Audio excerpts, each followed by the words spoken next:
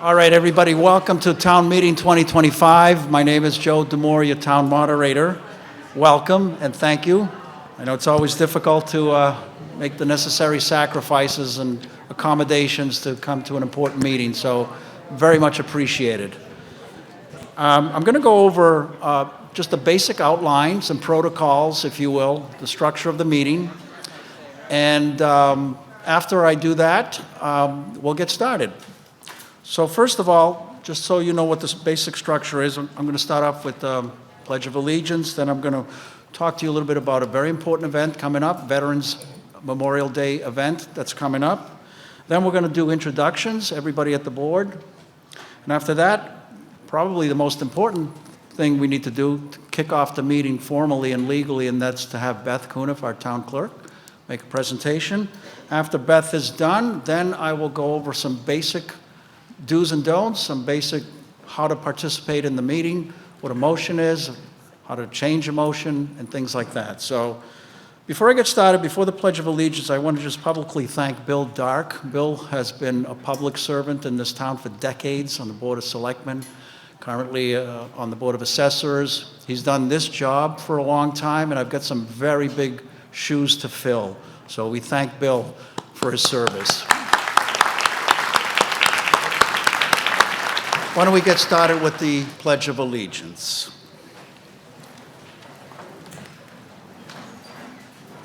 I pledge allegiance to the flag of the United States of America and to the republic for which it stands, one nation, under God, indivisible, with liberty and justice for all.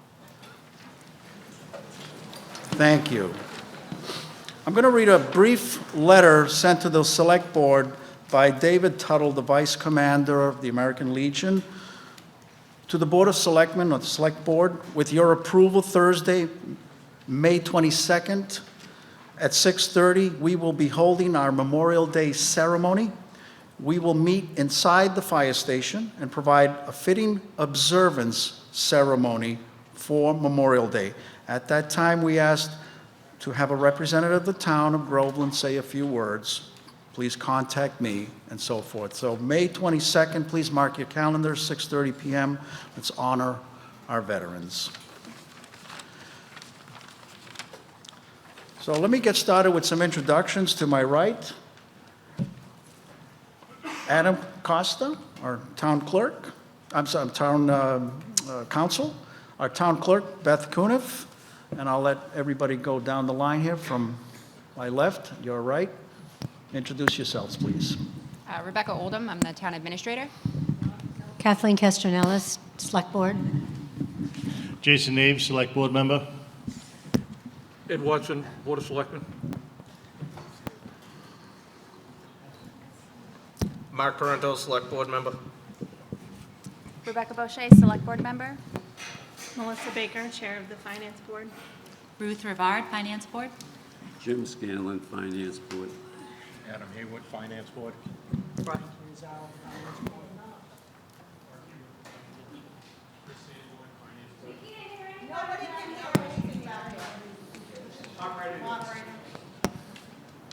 Mark Huber, Finance Board. Chris Sanborn, Finance Board. All right, thank you very much. Tonight, we're going to start off with a preliminary motion. I won't reveal what it is until the motion is made. We'll be able to vote on that. We're going to introduce some subject matter experts, people that are really well-versed in some key articles. I'm also going to suggest to you that one of the things that will be perhaps different tonight is we have a big screen. And on that screen, every motion will be available for you to read along. If there's a summary to an article, that will also be posted. I will not read the motion, but I certainly will read any summary with any article, just so that we can understand it a little bit better. Some basic rules besides courtesy.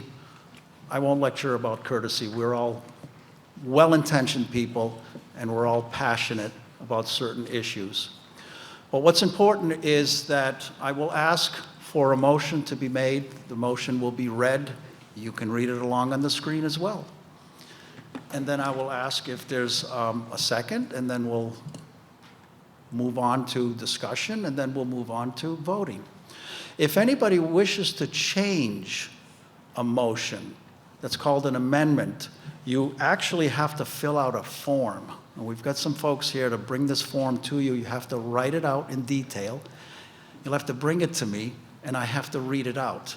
Now, there are 4 amendments that I'm aware of tonight, actually 5, but because we've gotten the message out there, they've already been typed out, and they'll be available to me. So the persons who wish to make those amendments will actually read the forms, which I already have copies of, and then we can move on from there.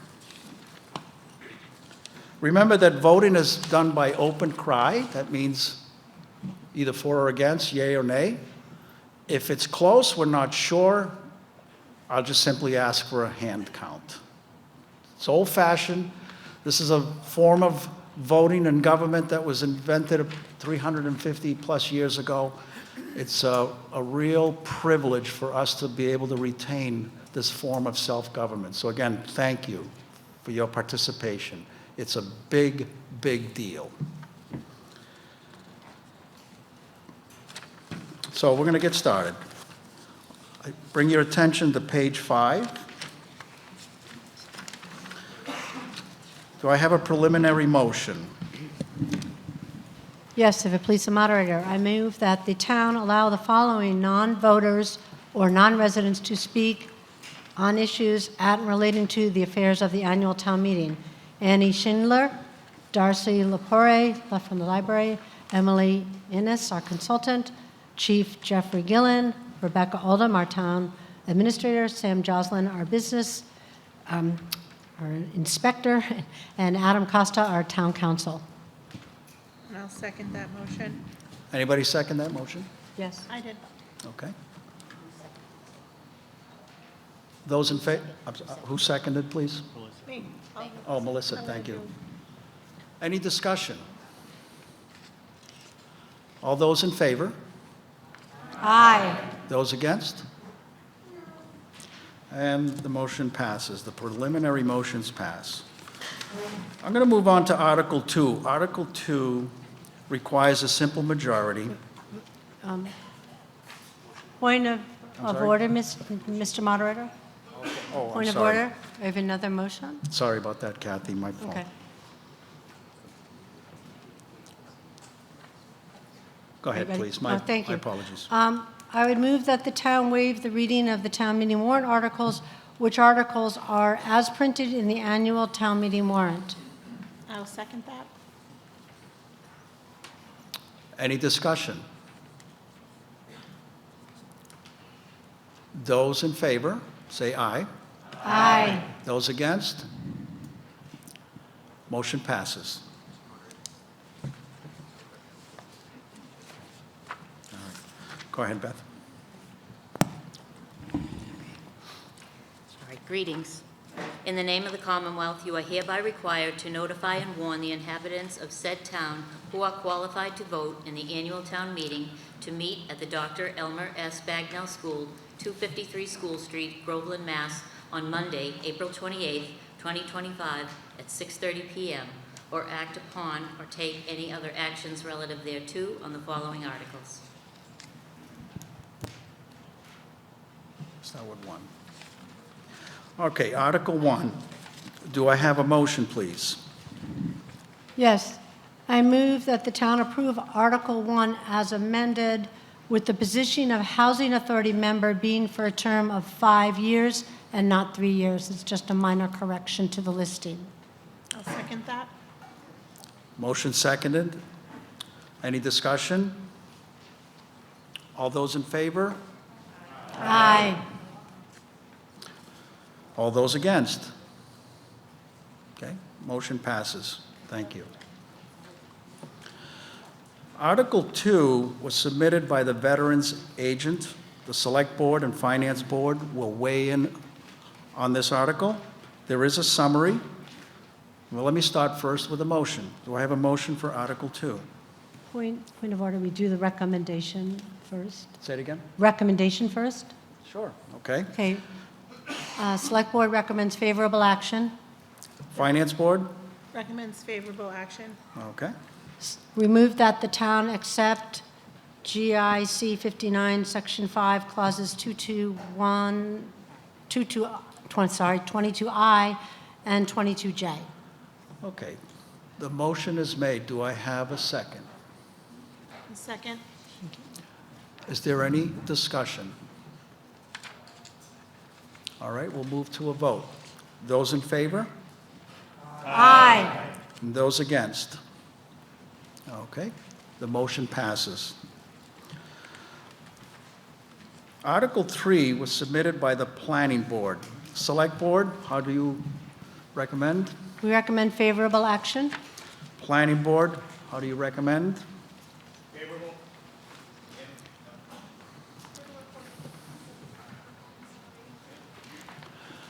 When you approach the microphone, if you kindly would state your name and your address, even if you come up multiple times or close to multiple times. So thank you. Appreciate it. DJ McNulty, Valley Farm Road, Planning Board, favorable.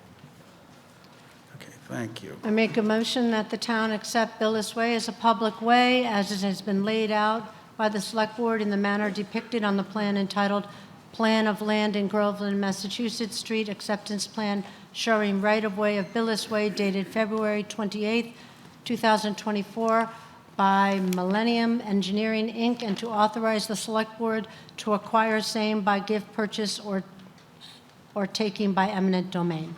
Okay, motion is made. Do I have a second, please? Second.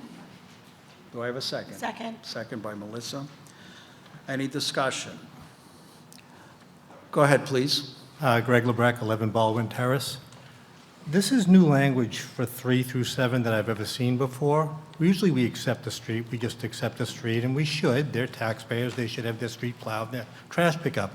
Why is purchase or eminent domain are two things that come with money? So where did this phrasing come from all of a sudden? Is it just new law, or are we actually parting with some cash to buy these streets? Do I have a board member that could address that question? Go ahead, Kathy. Thank you. Yes, Kathleen Kesternellis. In the case of Billis Way, we did have this on the warrant at the annual town meeting last year, and unfortunately, we had to table it because it was discovered through the review by town attorney that the developer had not held on to the street in order to give it to us. He had allowed it to pass through as each property was purchased, unbeknownst to the town. We're not a party to purchases of property.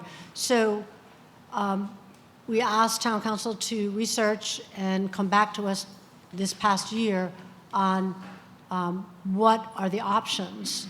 And the options were obviously do nothing, and then the street remains private, and the residents on that street would not receive town services. And I should add that we also, because of the late minute that we realized, we found out that in the research, that this roadway had not been properly designated to be turned over to the town, we agreed for a one-year period to provide trash curbside pickup on the street because we felt it was only fair. The residents thought that their street would be accepted. So throughout the past year, we had it researched. We did hear from residents on the street. The vast majority of the residents on the street want this street accepted by the easiest means possible. And at this time, it appears from our town attorney that the eminent domain would be the most expeditious manner in which to accept the road. That's eminent domain without cash changing hands? Correct. We don't anticipate any cash changing hands. Okay, thank you both. So Article 3. We have a motion made. Any further discussion? All those in favor? Aye. All those against? The motion passes. Moving on to Article 4, submitted by the Planning Board. A simple majority will be required. Select Board, how do you recommend? Favorable action. Planning Board, how do you recommend? DJ McNulty, Valley Farm Road, Planning Board, favorable.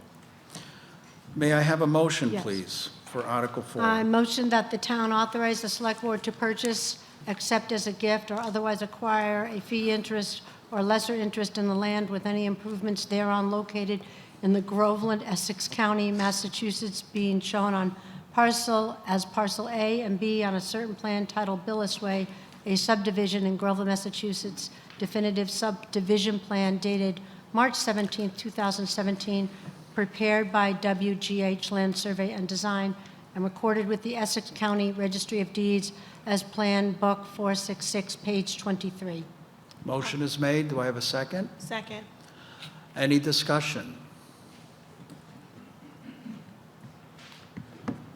Okay, all those in favor, say aye. Aye. All those against? The motion passes. Article 5 requires a simple majority. It is submitted by the Planning Board. Select Board, how do you recommend? Favorable action. Planning Board, how do you recommend? DJ McNulty, Valley Farm Road, Planning Board favorable. Thank you. Could I have a motion, please?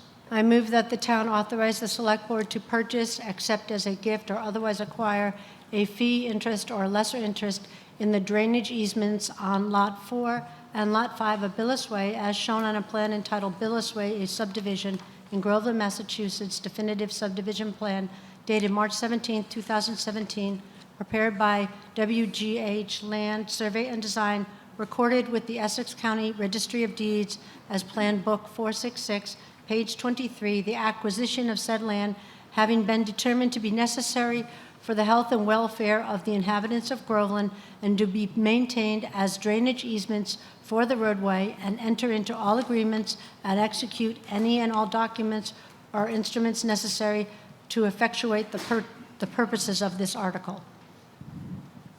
Okay. Article 5 motion is made. Do I have a second? I'll second. Any discussion? Yes, sir.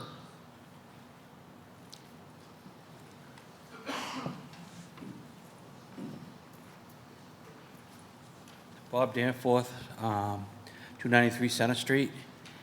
I sat on the planning board for almost 15 years here. I hope you don't let this contractor build in town anymore, because we've had 2 subdivisions, almost 3 subdivisions with them, and we have had trouble every subdivision. So I just want to let you know. Thank you for your concern. I agree. Any further discussion on Article 5? Those in favor? Aye. Those against? The motion passes. Article 6 requires a simple majority. It is submitted by the Planning Board. The Select Board recommends. Favorable action. The Planning Board recommends. DJ McNulty, Valley Farm Road, favorable action for the Planning Board. May I have a motion for Article 6? I make a motion that the town accept as a public way Katy Lane as it has been laid out by the Select Board in the manner depicted on the plan entitled Street Acceptance Plan of Katy Lane located in Groveland, Massachusetts, dated March 31st, 2025, by William G. Holt, and to authorize the Select Board to acquire same by gift, purchase, or eminent domain. Motion is made. Do I have a second? I'll second. Any discussion on Article 6? Those in favor, say aye. Aye. Those against, say nay. The motion passes. Thank you. Article 7 requires a simple majority. It is submitted by the town administrator, town planner.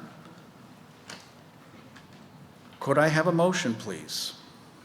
Recommendation? Recommend Se- favorable Select action. Board recommendation, I'm sorry, I didn't highlight Favorable that. action, and I'll make the motion that the town authorize the Select Board to purchase, accept as gift, or otherwise acquire a fee interest or lesser interest in the land with any improvements thereon located in Groveland, Essex County, Massachusetts, being shown as Lot A and E on a certain plan titled Definitive Subdivision Plan of Valley Farm dated September 8, 1992 by engineer S&W Land Tech of Bradford, Massachusetts, recorded with the Essex County Registry of Deeds as Plan Book 287, page 6.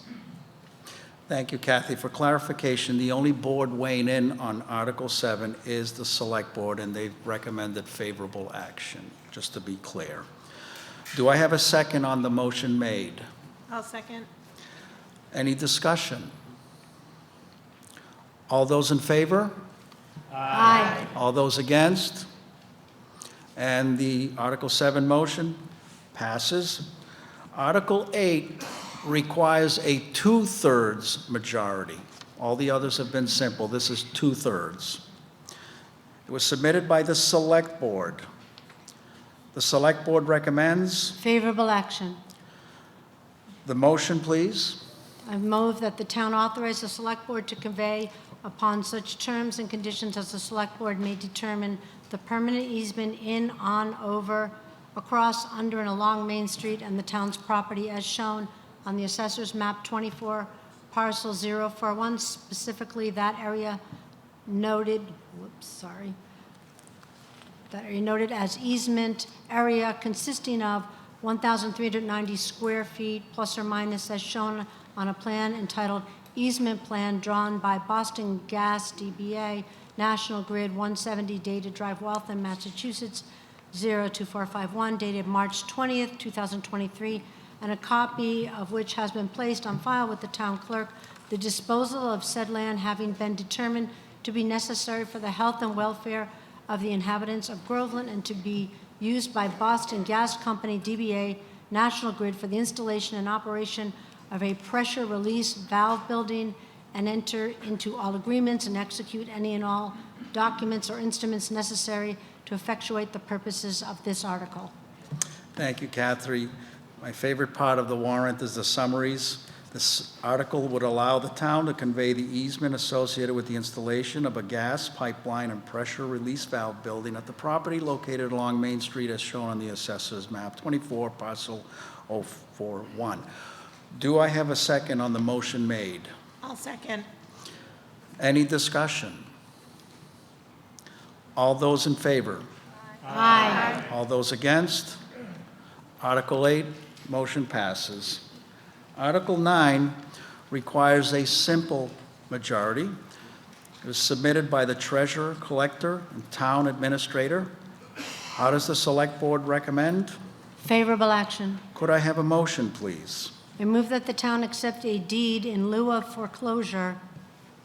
Sorry, iPad. Just one second.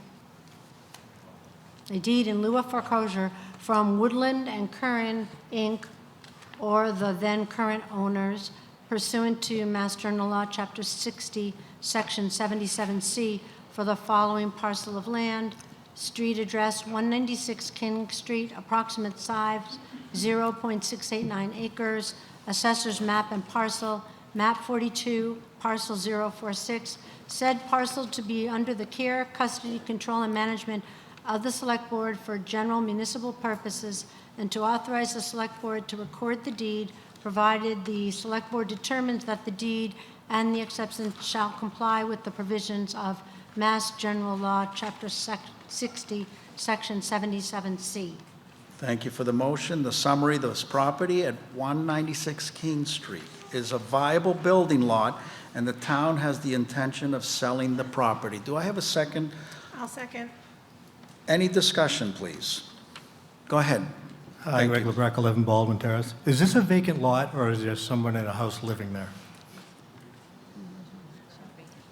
It is a vacant lot, and the intention, the agreement was reached that the town would accept. Okay, so there's no one living in a house on that lot? No, there's no home on it, and yes. Okay. Enough said. Any further discussion on Article 9? All those in favor? Aye. And those against? The motion passes.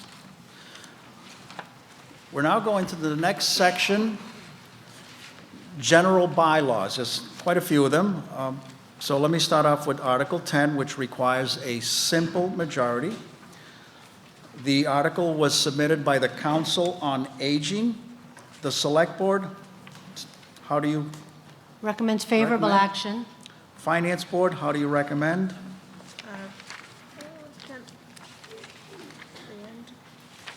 Finance Board? Hold on a second, I'm just trying to get to the end of the, I can't hear you. Sorry. yeah, I'm sorry. each truck. Sorry. It's a Favorable long one. action, sorry. That's okay. Trying to find the end of the A article. lot of pages. Favorable action by the Finance Board. Thank you. I make a motion. Please make a I make a motion. motion that the town amend Article 4 of the Town of Groveland General Bylaws, Sections 111 through 11 through 111 through 20, as printed in the warrant. Is that correct? I see Mr. McKellarney up here. Okay, the motion's made. Do I have any questions or Oh, I comments? need a second. Second, I'm Second. sorry. Second by Melissa. Sir? Larry McElhenney, 1 Lee Road. On page 12, the last part of the article, the date is June 6th, 1998. Could we change that to today's date if it passes? Is that how it's done? I'm not seeing it. Adam, how can we handle that? I'll get you an answer. I'm asking our town council. I'm on different pages. Where is he?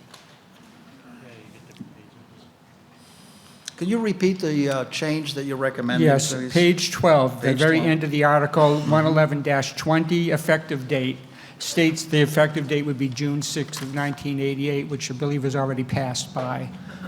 Yeah. It's possible. Oh, Do I need to write the motion down to change it to today's date? Yes, sir. If you can write that, I do have a form here. I should wait till he does this.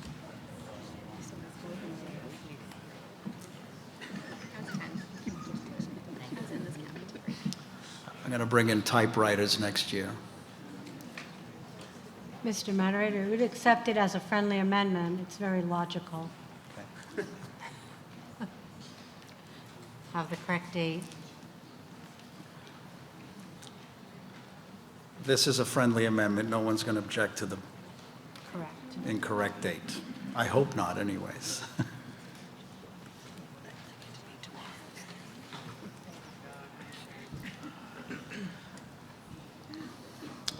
Did I ask for the recommendation? Yes, because I made the motion. Okay, thank you. You're welcome.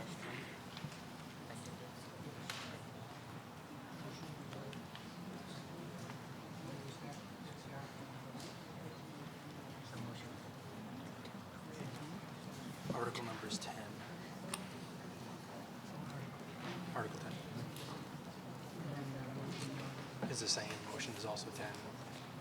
Yeah. And what does it say?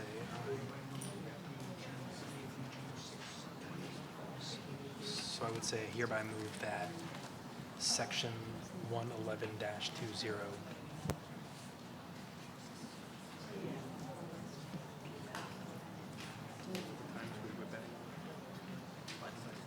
I said 10,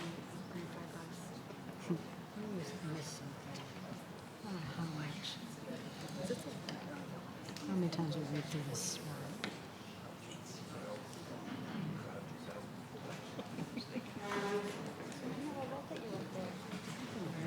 I was wondering who was up there. It's a little snug. Could you?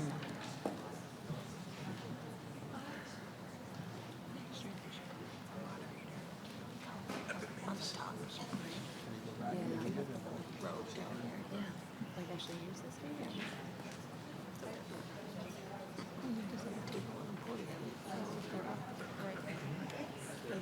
They can be like on one side.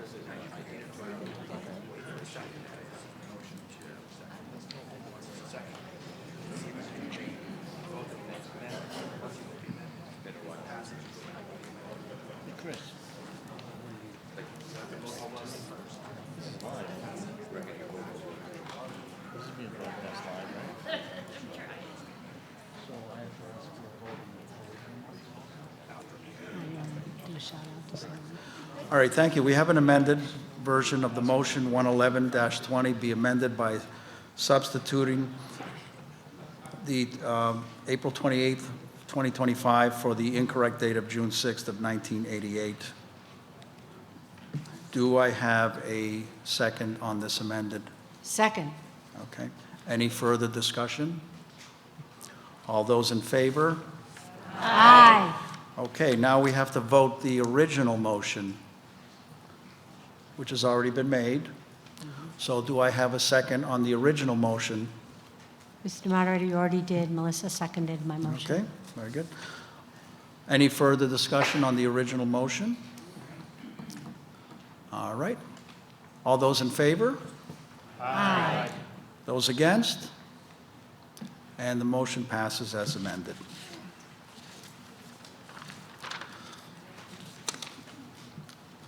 Article 11 requires a simple majority. How does the Select Board, We recommend favorable action. and how does the Finance Board recommend? Favorable action.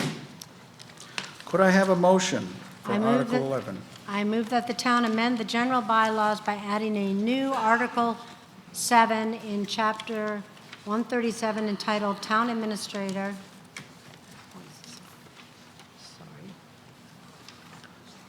I'll, Town Administrator as printed in the warrant. Thank you. and I'll second that. Thank you. Okay. Any discussion on Article 11 and the motion made? Yes, please come up to the microphone. Thank you. Ely, New York, 7 Abbott Circle. On page 15, the sub Q, the town administrator, where allowed by state statute, can immediately suspend employee, supervisor, or department head with or without pay, as outlined in Personal Procedures Manual. I know that we don't really have anything that's a human resource person, so does this have a way that they can defend themselves? It's just not his or her word against theirs? Does the Personal Procedures Manual, is that allowed? Can we see that before this is passed to make sure that everything is fair and above board? Well, is there someone on one of the Mr. boards that can address this Yes, question? Mr. Moderator. If it pleases you, I'd like to ask, our town administrator acts as our personnel resource officer, and we do have that all laid out, and perhaps she can just, you want to know about what the rights are of an employee that might be facing a suspension or dismissal, correct? Yes. Okay. So essentially, if you look further down in the bylaw, there's parameters in regards to filing a grievance, and that would go through the select board. So there is a process in which an employee has somebody to grieve the decision made by the town administrator. And where is that? In section P.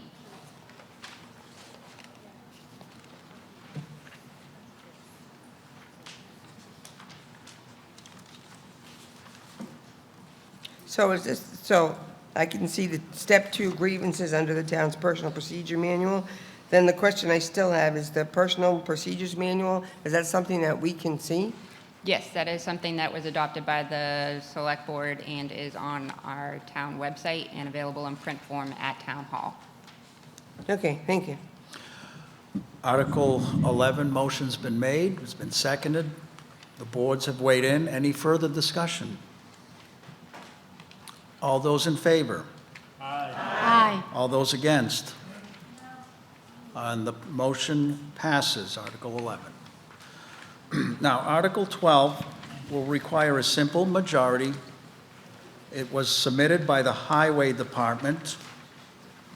I'm going to first have Kathy read the motion, and I have received in writing from Mr. Lebrecq a modification to the motion. But let's hear the motion first. Actually, Select Board, how do you recommend? Select Board recommends favorable action. Okay. Could I have a motion, I please, move Kathy? that the town amend the town bylaws to add Article 6, Chapter 340, removal of snow and ice, a new section 340-25, as printed in the warrant. Okay, Mr. Lebrecq, did you want to... Excuse me, Go can we get ahead. a second? I'll second. Second, sorry. Mr. Lebrecq, did you want to pursue the amended version? I have it in writing here, so go ahead. My amendment to the motion would be that the end of section 340-25 The following sentence should be added.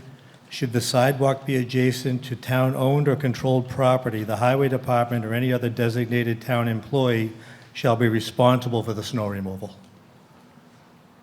We have a lot of sidewalks that run in front of town property, town halls and things like that, and there's nobody to remove if the town's going to require everybody else to run around and do this, then in front of their property, it should be done as well. Makes sense. Okay, now for that amended version that Mr. LeBrecq has suggested, I'm going to need a second. Do I have a second? Kathy is second, or do you have a comment? You are seconding? Okay, so we do have a second, and you also have a Kathy comment. Meltsakos, Baldwin Terrace, I second it. Okay, thank you, Kathy. Any further discussion? All those in favor, say aye. In favor of Sorry? the amendment, right? Of the amendment. Okay, thank you. Amended version. All those against? Okay, the motion amended, that portion passes. Now let's go to the original motion.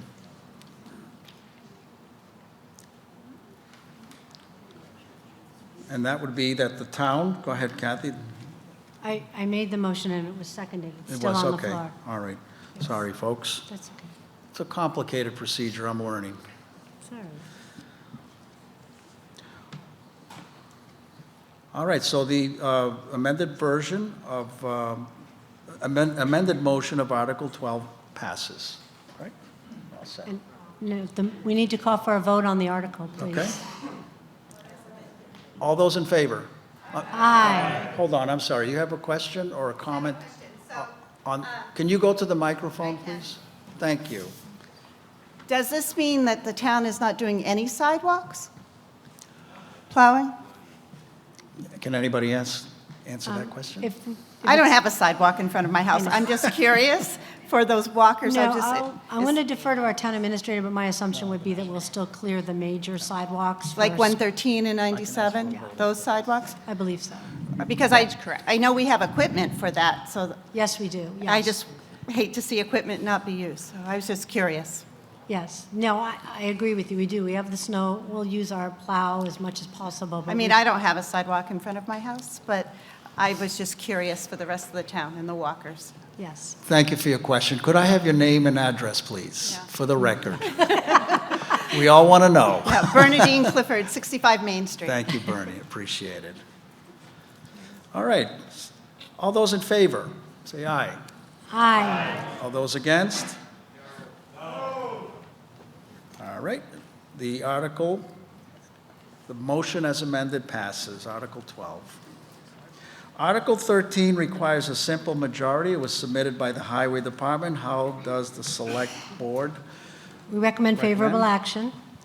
All right, And we move that the town amend the town bylaws by amending Article 11, Chapter 340, Use and Obstruction of Public Ways by adding a new section 10.1-10.3 as printed in the warrant. thank you, Kathy. In my possession, I have a written statement from Mr. LeBrecq. Do you still want to pursue the amendment? We need a second on my motion. Second please. on Kathy's motion, please. I'll second. Any discussion on Kathy's motion? All right, Greg, you wish to make an amendment, a change. Go ahead, please. Greg LeBrecq, 11 Baldwin Terrace. I'd like to make the following amended to the motion. At the end of section 340-10.2, much like the last one, should the road, sidewalk, or trail be adjacent to town-owned or controlled property, the highway department or any other designated town employee shall be responsible for the removal of the brush, tree, or vegetation encroachment. All right, so the Highway Department has submitted this, and I want to make sure we're not making a significant change. So, Do you need a second on that? yes, Kathy Meltsakos, Baldwin Terrace, I'll second. thank you for the second. So I want to make sure that we understand that. Let me read that again for you, please. Should the road, sidewalk, or trail be adjacent to town-owned or controlled property, the Highway Department or any other designated town employee shall be responsible for the removal of the brush, tree, or vegetation encroachment. So that is the amended version. Any further discussion? Go ahead, please.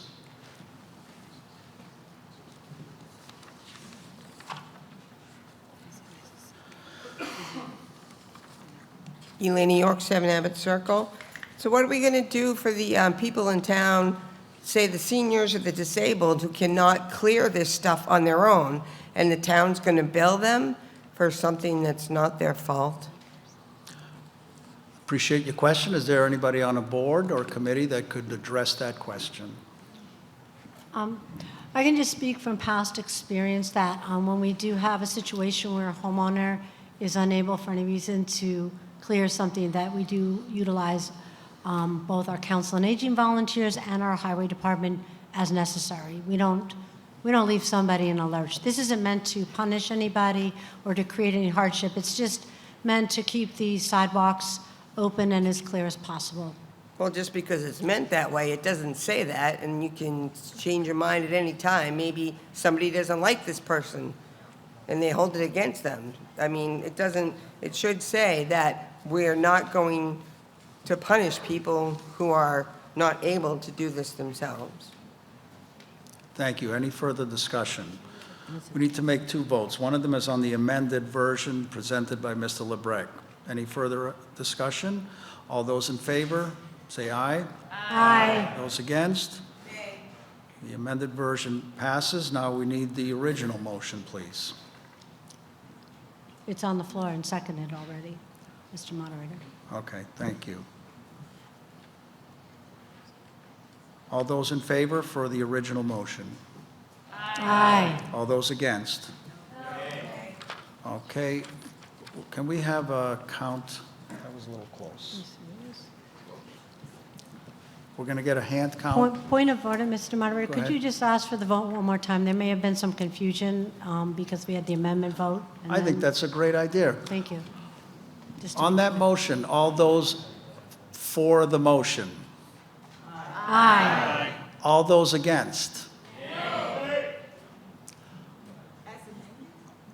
Yeah. Yes, as amended. I'd like to get a count. It's, maybe my hearing aids are not working, but I want to make absolutely sure.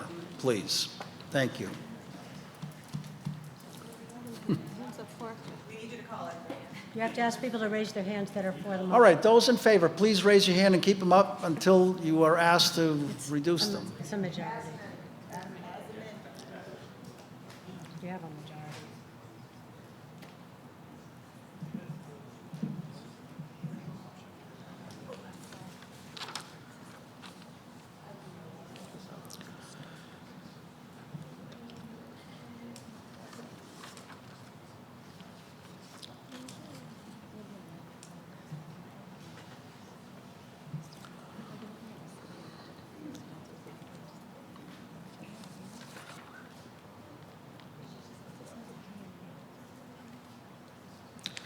I'm getting confused. We're on 13 or 14?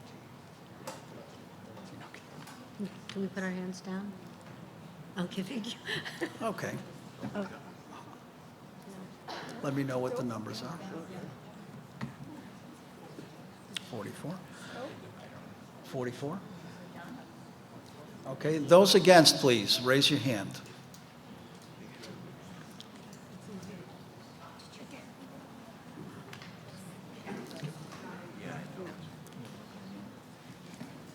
Isn't this a majority? We can't just do it. This is just.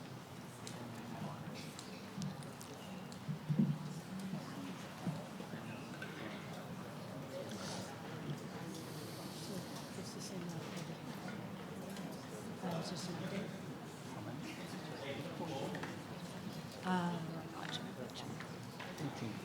All right, the motion passes 44 for the amendment. I'm sorry? 88 yes, what 18 no? What is it? 88 yes, 18 no. 88 yes and what was, and 18 no. So the motion passes. Thank you. Article 14 requires a simple majority. It was submitted by the Highway Department. How does the Select Board? Favorable recommend? action. Favorable action. Mr. LeBrecq has submitted a written amendment. I'll make a motion that the town amend the Town of Groveland general bylaws by amending Article 2, Chapter 340 by adding new section 10.4-10.5 as printed in the warrant. I'll second. Okay, the original motion has been seconded. Mr. Lebrecq, how do you want to change it? I'd like to make a motion just to change the title from 340-10.4, prohibiting discharge of water on public property, to prohibiting discharge of water on public property from November 15th until March 31st. I understand why this is done. I've run into huge ice sheets when people pump water out in the winter and it freezes.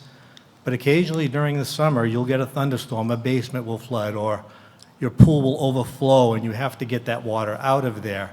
And if the alternative isn't to just occasionally, because I don't see this happening very often, doing it, the only other alternative is to, quite frankly, put the hose into the sewer system where your laundry goes to, because you have to put it somewhere. So, and all that's going to do is send unmetered water running off to Haverhill that isn't going to be billed for anything except generally to the town, so it'll affect rates across the board. So I appreciate the idea of what it's, I think its purpose was, where it says hazardous ice conditions in the summary, but to do it all year long to me seems a little bit of an overkill. I don't think it happens all that often. So what were your dates again? From November 15th until March 31st, I kind of wanted it to go with the winter parking ban. Oh, that makes sense. Kathy, did you have a question? No, I want to second that. Yeah. All right, thank you for seconding that. So folks, if you take a look at page 21, this is important because this is a material change, prohibiting discharge of water on public property from November 15th until March 31st. That's what we're voting for. That's a change. Any further discussion? Stephanie Bartelt, Chestnut Street. If this is about more than just ice, though, it's about proper water management, so I don't see what the utility of the dates would do. Would anybody like to address that? Okay, thank you. Any further discussion? No? All right, as amended, all those in favor? Aye. Let me do that again. All those in favor? Aye. All those against? No. Okay, the motion as amended passes. All right, On the main motion, please. just the amendment. We're going to vote the motion, which was already made and seconded. So for Article 14 motion, those in favor? Aye. Those against? And the motion passes. Thank you. Article 15 was submitted by the Highway Department, requires a simple majority. How does the Select Board favor? Favorable action. All right. Mr. Lebrecq. If I could make a motion first before Yes. discussion? Thank you. Go ahead, I please. move that the town amend the Town of Groveland bylaws, Chapter 340, Section 8, by omitting the existing bylaw and replacing it as printed in the warrant. I'll second. It's been moved and seconded. We have a second? Okay, Yes. thank you. Any discussion, please? Okay, Mr. Lebrecq, your discussion is to modify it. Please deliver that. I just wanted to make two to this one. Sorry, this is my last one. And if it's in here, I'm sorry if I missed it, but I didn't see a grandfather clause anywhere in here for all the existing driveways that already exist. Maybe I'm wrong, but there's a lot of words here, so I was going to propose that after the title, Section 340-8 driveways, it just says, for driveways created after July 1st, 2025. Just so existing driveways who may be in violation of this don't have to be ripped up or whatever. The second one was under B, design requirements number 1, to change 24 feet to 33 feet in width. I'm trying to wrap my head around the fact, I mean, and I get it, you can't park on your cars on the street in the winter. But if you have, like me, a bunch of kids living at home and a couple cars, my driveway already is 33 feet. Across, it's 11 feet per thing, like a parking spot would be, or else I'll just be moving cars in and out all winter. So, I mean, mine's 33 feet. It's not obtrusive or anything like that, but I think if it meets the rest of the requirements after from 2 on, I think 33 feet should be acceptable. Thank you. Mr. Moderator. Yes, please. As I read this, it says, with respect to your first concern about existing driveways, this pertains only to making, constructing, or reconstructing, or modifying a driveway. So if you have a driveway and you go to modify it, this would apply. But if your driveway is already done and you're not doing anything to it, this would not apply. So to your first concern, this would not apply. If you can approach the mic, please. Okay, like I said, I was trying to read through it all, but I I would know, I withdraw the understand. first part then and just go from 24 feet to 33 feet as my amended motion. Okay, so the first part that you want to withdraw that you've written is driveways created after July 1, 2025. You Yeah, I wanna- can withdraw that you then. wanna withdraw If that? if we're all grandfathered in here, that's fine. Okay, so if everybody could take a look at page 22, this is a material change. We're going from 24 feet to 33 feet. Mr. Moderator? Go ahead, please. We have our building inspector here, and perhaps he can address if there's some reason for 24 versus 33, or is it something we can go back and forth on? Go ahead, Sam. Sure. Sam Jocelyn, Building Commissioner and Zoning Enforcement Officer. Sorry. Is that better? Sam Jocelyn, Building Commissioner. So I know I spoke with Arthur, our highway super, on this, and he chose 24 as the apron size, which is the entrance into the roadway, to limit how wide a driveway can be as it enters the street. If you wanted to widen it on your property further in, you'd certainly be able to. But this is just to limit the amount of potential openings at the entrance to the street. There's multiple properties in town where we have significant or an entire property. Good example is the Triangle property on Main Street with I think it was a school and a restaurant and other things. The entire apron is the entire property. So it was just dealing with the apron. I don't know, Greg, what your driveway looks like, but that was the intent. Okay, so to Greg Lebrecht's concern, does your concern still exist? I think the intent is to monitor the opening to the street so you don't have so many vehicles going in and out at the same time, would be my guess, right? So that the opening to the street is 24, but you could have it wider as you go in. And I'm assuming a lot of properties that would work for. Mine, it would never work for. A lot of the subdivisions in the old way you came in, your house was right there. There wasn't really a place or your walkway to the front. There's really no place to expand after you got in. But that's fine. Okay, thank So, you. Greg, I need clarification. Are you withdrawing your amendment? I'll still let everybody vote no if they want, but Okay, thank you. Sam, and then Kathy. Just one more thing too, there is a potential for relief because we do realize there's unique properties out there that may not fit the mold on this. So you can go before the highway super and ask for relief for conditions. So. Okay, Kathy, your name and address. Kathy Miltakos, 10 Baldwin Terrace. My question is about the reconstruct. If someone wants to repave their driveway, is that considered reconstructing? No, it's fully digging it up, starting over, or rebuilding. Okay, so I'm going to ask for a vote on the amended version presented by Mr. Lebrecht, which has been seconded. I'm sorry? They seconded their original. You seconded the original, correct? You made the motion, the original motion? I made the original Right, motion. it was seconded?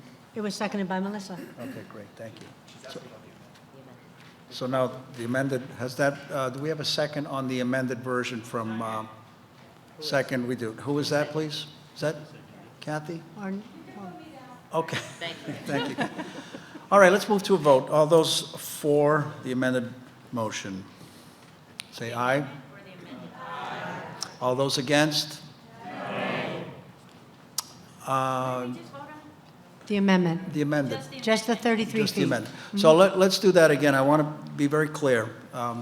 All those for the amended motion, The amendment. just the amended, okay? The amendment. All those in favor of the amendment? All those against? No. Okay, so the motion amended, the amendment does not pass.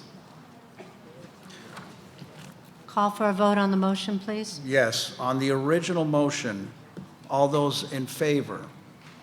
Aye. All those against? I believe that that would be a pass. The motion passes. Thank you. Article 16 requires a simple majority. The Select Board, Recommends favorable action. could I have a motion, please? We move that the town amend the Town of Groveland general bylaws by amending Chapter 252, Garbage, Rubbish, and Refuse by adding Section 252-5 through 252-7 as printed in the warrant. Thank you. By the way, the Select Board has submitted this article. Do I have a second on the motion made? I'll second. Any discussion? Go ahead, please.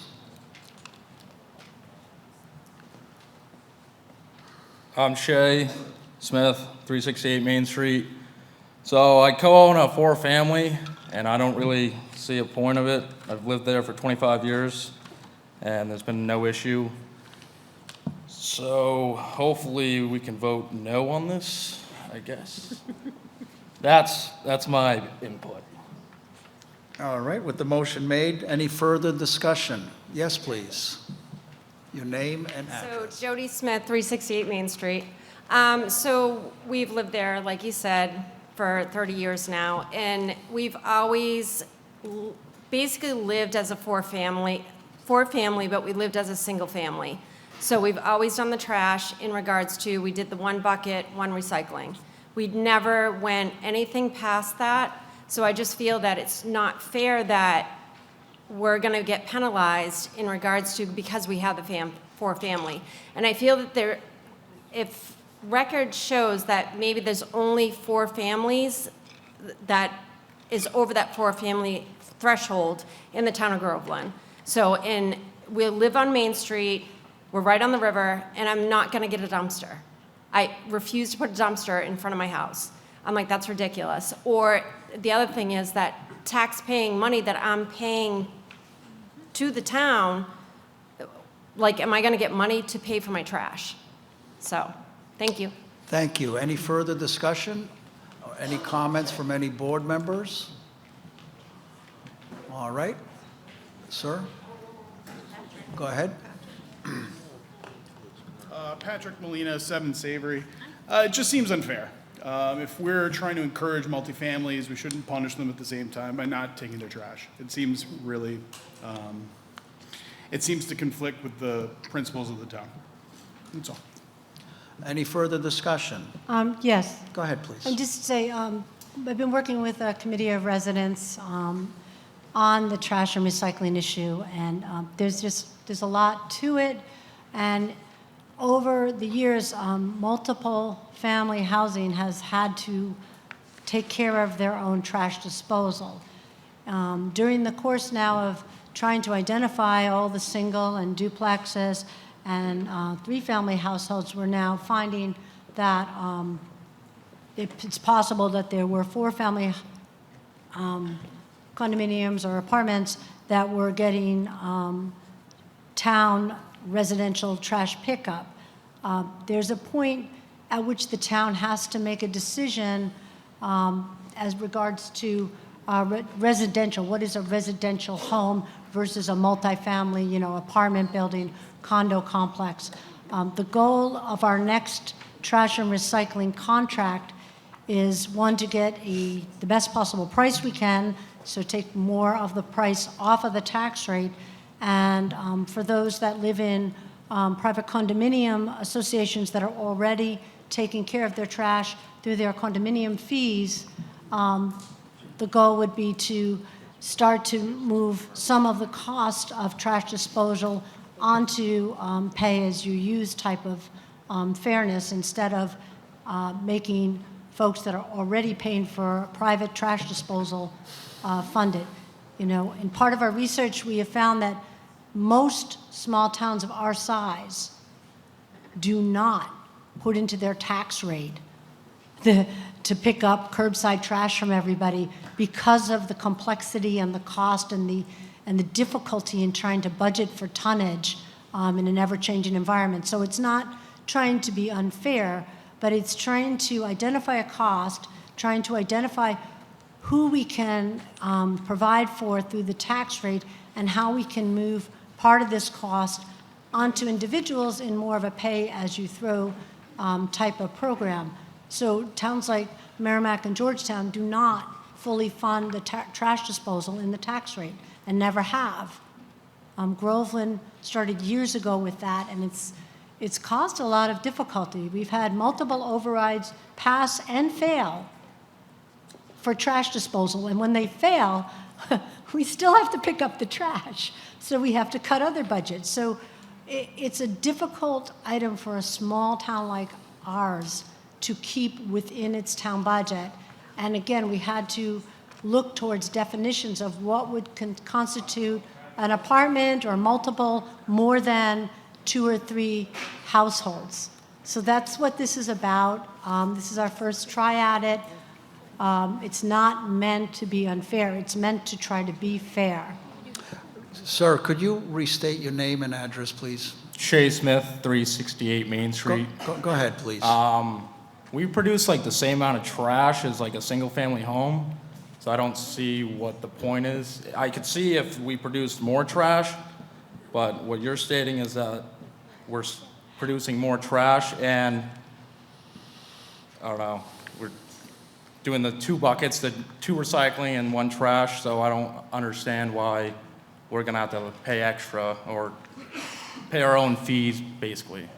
I'm not familiar with your residents, and I apologize for that, because we are just now identifying individual households and duplexes and auxiliary secondary homes on properties. So if this passes, will we get a rebate on taxes? you will not get a rebate on taxes, no. Unfortunately, same as the private condominium associations that are also paying taxes, you don't get the money back, no.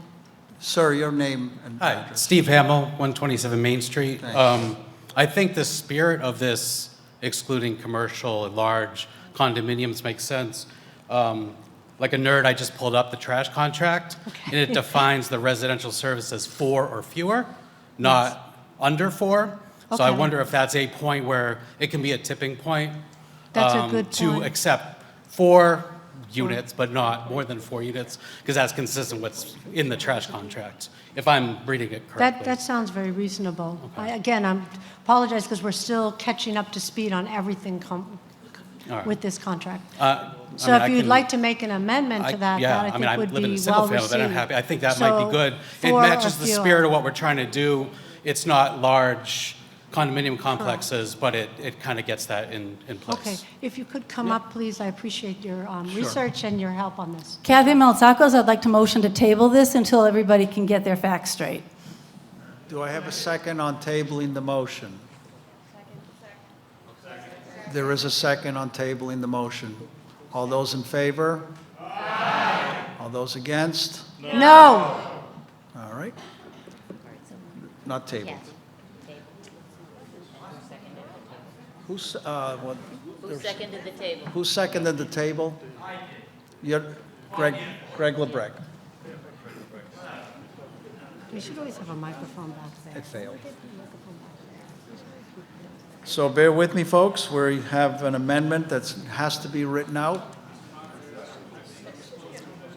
I can't hear you, sir.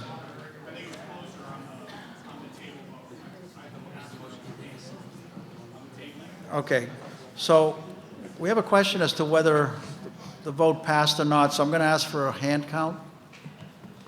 Please, all those in favor, please raise your hand. In favor of tape. I'm sorry, to table. Sorry, to table. All those who want to table, please raise your hand. It's going to be close. People want to get out of here.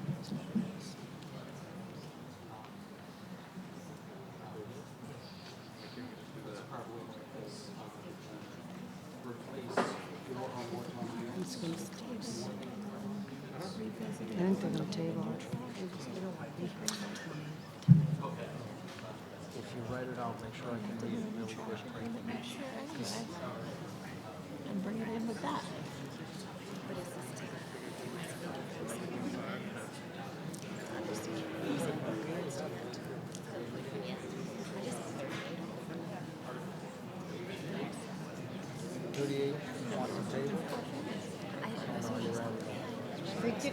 They could put their hands down now.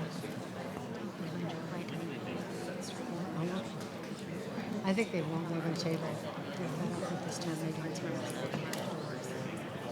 Okay, those who say no to tabling, please raise your hand. We're going to get a count, so be patient. You can already tell. No to tabling, no to tabling. Raise your hand, please. It's going to be tabled. Don't you already have the number for tabling, yes? What's the number for tabling?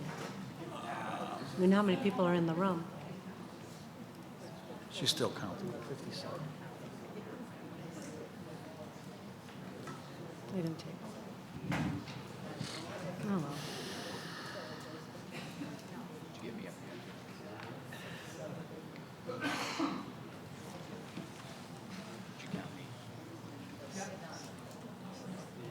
As a no? He said no.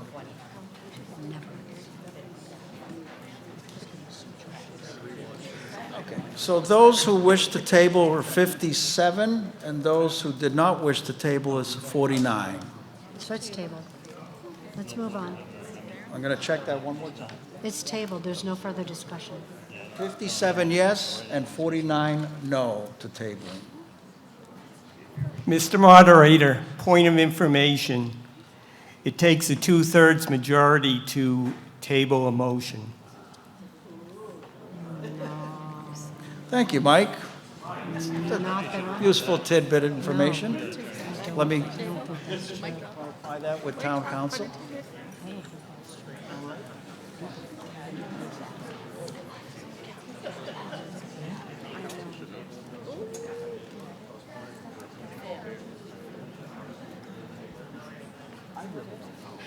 Honestly, I'm having a good time this week.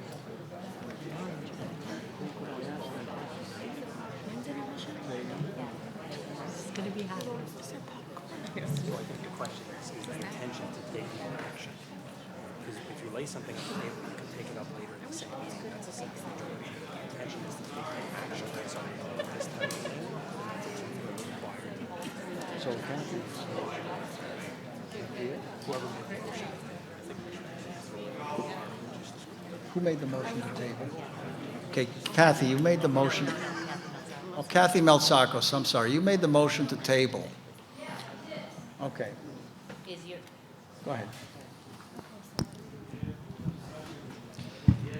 Is the, if I could, is the intention of your motion to not lay this on the table, but to effectively indefinitely postpone it, take no action on this article at the 2025 annual town meeting? Okay, that requires a 2/3 vote, that's correct. All right, so as, So now we're back doing to the that. math. It's already not tabled, I can tell you. The math teacher knows. So tabling fails. All right, so the tabling has failed. Now we're going to consider an amended version that's being written. We're a few houses. Let's go. Why don't you read it? Why don't you read it? And just repeat your name, address, and you can read your own handwriting better than I can. Sir, did you want to make a comment? Yes, Mr. Moderator. DJ McNulty, Valley Farm Road. I was just thinking of other options here. I'm thinking of we have a total count of multifamily units that are 4+ throughout the town. It can't be a very large number. Do we possibly try to grandfather in any existing multifamily units now, and then any future multifamily that's going in forward would have to follow this new article? Just throwing out different options there, seeing that we're amending. Thank you. Sir, your name and address? Stephen Hamill, 127 Main No, Street. Stephen is going to make an amendment. Go ahead, please. Sure. It says, I, Stephen Hamill of Precinct 2, do hereby move that Article 16 be amended as follows. In Section 252-5, add or for before the word family in the title. And in the same section, replace for or more with more than for. Okay. I like it. Did we second that? Very good. Do I have a second on that amendment, please? DJ McNulty, Valley Farm, I'll second that. Okay, thank you. Any discussion on this amendment for Article 16? All those in favor? Aye. Those against? I guess it passes. It does pass. Thank you. Okay, the amendment As is amended, passed. the amendment Can we move passes. the question, please, the main motion? On the main motion, all those in favor, say aye. Aye. All those against? And the main motion passes, Article 16. All right, thank you. Article 17 requires a simple majority.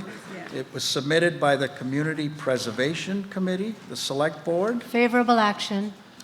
And I'll make a Could I have a motion. motion, please? Thank you. The town amend Chapter 111, Article 5, Community Preservation Committee of the Town of Groveland General Bylaws, as printed in the warrant. Okay, do I have a second on the motion? I'll second. Any discussion? All right, all those in favor? Aye. Those against? And the motion passes. We're now moving on to zoning bylaws. There's a few. Starting off with Article 18, which requires a 2/3 majority. Article 18 was submitted by the Select Board. The Planning Board recommends. Favorable. DJ McNulty, Valley Farm, Planning Board recommends. And the Select Board Favorable recommends. action. Favorable action, sir? I Is move that- that the town Say amend. Favorable action by the Planning Board. I'm sorry, Kathy. Okay.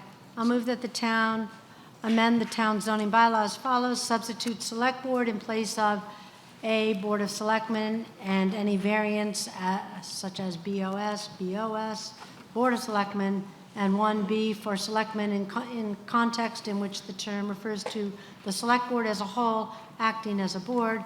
Substitute A, select board member in place of selectmen, and B, select board members in place of selectmen in contexts in which the term refers to one or more or all selectmen individually, but not in the entire select board acting as the board.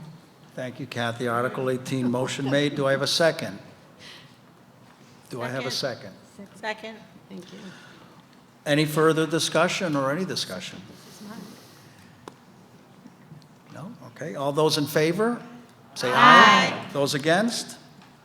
And Article 18, motion passes. Article 19 requires a 2/3 majority. It was submitted by the Building Commissioner. Planning Board recommends. DJ McNulty, Planning Board recommends favorable. Thank you. Select Board recommends. Favorable action. Okay. Then I make a motion that Please do. Mhm. the town delete the flood intermediate regional definition from Article 2 of the Groveland zoning bylaw as printed in the warrant. Motion made. Do I have a second? I'll second. Any discussion? All right, let's vote. All those in favor of Article 19? Aye. Those against? The motion passes. Article 20 requires a 2/3 majority vote submitted by the Building Commissioner. The Planning Board recommends. DJ McNulty, Planning Board recommends favorable. And the Select Board recommends.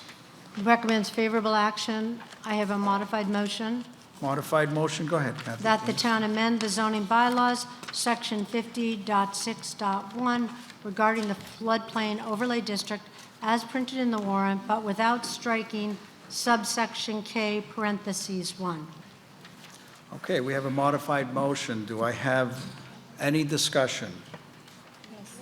I'll second. Sorry, do I have a second, please? I'll second. Discussion, please. Go ahead, Greg. I'm sorry, this is just a lot for me to look at. Could someone give me just a quick breakdown of what all this really does with, I don't want to be paying like flood insurance and stuff. Greg, your name and address, please. Greg LeBrecq, 11 Baldwin Terrace. Thank you for your I question. gave you my card. I appreciate it. Sam? Thank you. So my apologies on subsection K. I got carried away with striking things out and struck out something that shouldn't have been. So the reason we're modifying this bylaw, it's already in place, but for Groveland to stay in compliance with the National Flood Insurance Program, we need to amend it as directed by FEMA and the NFIP. So if we don't do this, the 48 to 50 folks that live in town that are in the floodplain will no longer be able to get flood insurance and makes their houses mostly unsaleable except by cash. There is one section in here that I did change with a recommendation from the folks at DCR, Department of Conservation and Recreation, that I was working with through them and MEMA, that would change the authority for the floodplain permit from the planning board to the building commissioner, who is also the floodplains administrator, because most of this falls through section 322 of the building code, and I already do it. I'm a floodplains administrator, the planning board isn't. This will reduce time and money for anyone trying to go through this process by adding an additional criteria to the flood certificates that they're required to get. So it's a little bit more money on the engineering side. It would cost more, most likely, to go through planning, and certainly would cost more time. So DCR did like this and thought it was a good model for future changes. So, Thank you, Sam. Any further discussion on Article 20? All right, let's move to a vote. All those in favor, say aye. Aye. Those against, say nay. And the motion passes. Article 21 was submitted by the zoning board. It requires a 2/3 majority. The planning board recommends, and I don't need your name, just whether you recommend or not. Planning board recommends. Planning board. Yeah. Yeah, you don't have to repeat your name and address. Okay, thank you. We know you. Planning board recommends favorable. Select board recommends favorable. Okay, could I have a motion, please? I move that the town amend the town's zoning bylaw, section 50-9.2A, as printed in the warrant. Do I have a second, please? I'll second. Second. Any discussion? All those in favor, say aye. Aye. All those against, say nay. All right, Article 22nd, the 22nd article. Simple majority is required. This was submitted by the building commissioner. The planning board, please, how do you weigh in on it? Planning board, favorable. Thank you. Select board? Favorable action.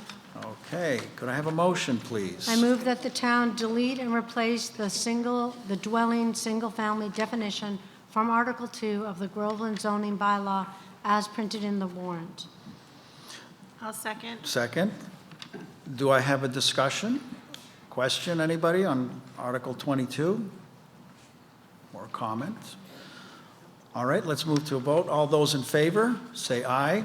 Aye. All those against, say no or nay.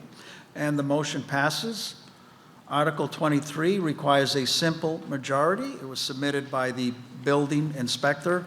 The planning board recommends. Planning board favorable.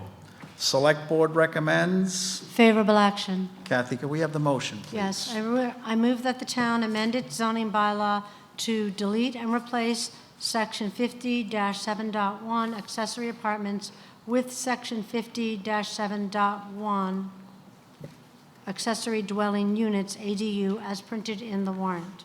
Second, please. I'll second. Seconded. Any discussion on Article 23? Let's move to a vote. All those in favor? Wait, we have a question. Oh, I'm sorry. I didn't see. Alice Twombly, Sorry. 91 Seven Star Road.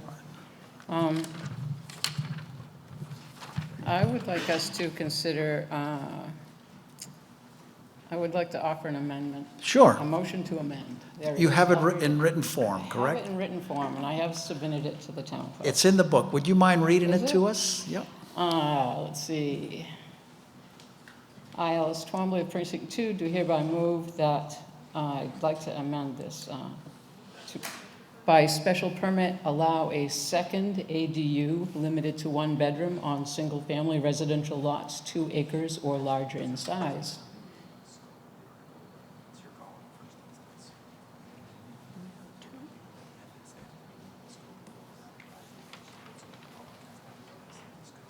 needs to have a second. I'm not gonna do it.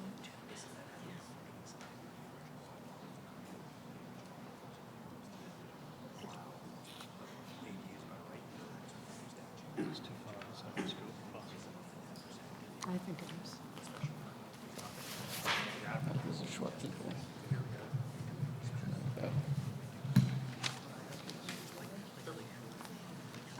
Thank you, Alice. I'm going to have the town council comment on your amendment. Thank you. You're welcome.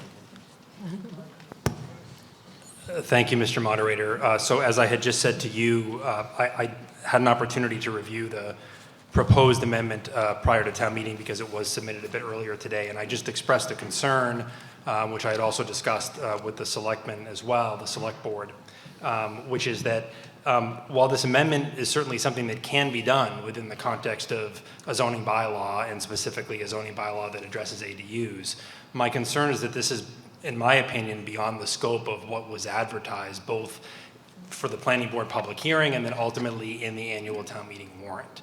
So to those who might be at home and received copies of the warrant or read the warrant in advance online, what they would have seen is that there would be an effort at tonight's town meeting to allow accessory dwelling units by right if they're in compliance with the statute, or to allow by special permit an accessory dwelling unit that would have an increase in the gross floor area. But they wouldn't be on notice that there was a potential of allowing multiple accessory dwelling units. So while it's ultimately not my judgment call as to whether it's within the scope, it's the moderator's call. My opinion is that it is probably outside the scope, and that if the moderator chooses to allow it, which is the moderator's prerogative, there's a risk that when it gets to the Attorney General's office, the Attorney General's office wouldn't permit it because proper notice wouldn't have been provided to the public prior to town meeting. So that's my concern. Understood. Any discussion? Alice, my question to you, well, let's hear from Greg first, because then I have a... Can I have All right, a okay. point of order, All right. Mr. Moderator, Go ahead. please? Go ahead. I made the motion, an amendment was made, I did not hear a second. My motion was seconded. Okay. And then you've heard from the town council. So the amendment has not been seconded. So the, Okay, first of all, Kathy seconds the amendment made by Alice. Alice, go ahead. You have a question. No, I have some discussion. Go ahead, please. So I think that this amendment would assist somewhat in providing additional affordable housing for residents. There are still a few larger properties in town, of which I have one, where this might be feasible and acceptable under a special permit. A special permit is actually, seems to me, in reading the zoning bylaws, to be quite thorough. It says that special permits may be granted by the special permit granting authority only upon its written determination that the adverse effects of the proposed use will not outweigh its beneficial impacts to the town or the neighborhood in view of the particular characteristics of the site and of the proposal in relation to that site. In addition, any other specific factors and/or special permit requirements that may be set forth elsewhere in this bylaw, the determination shall include consideration of the following: social, economic, or community needs that are served by the proposal, traffic flow, safety, parking, loading, adequacy of utilities and other public services, neighborhood character and social structures, impacts on the natural environment, and more. So it's fairly comprehensive that it wouldn't just pop up anywhere because, first off, we don't have that many large lots, and second off, it's a very thorough vetting that one would have to go through in order to even obtain one of these special permits. Thank you. You're welcome. Greg?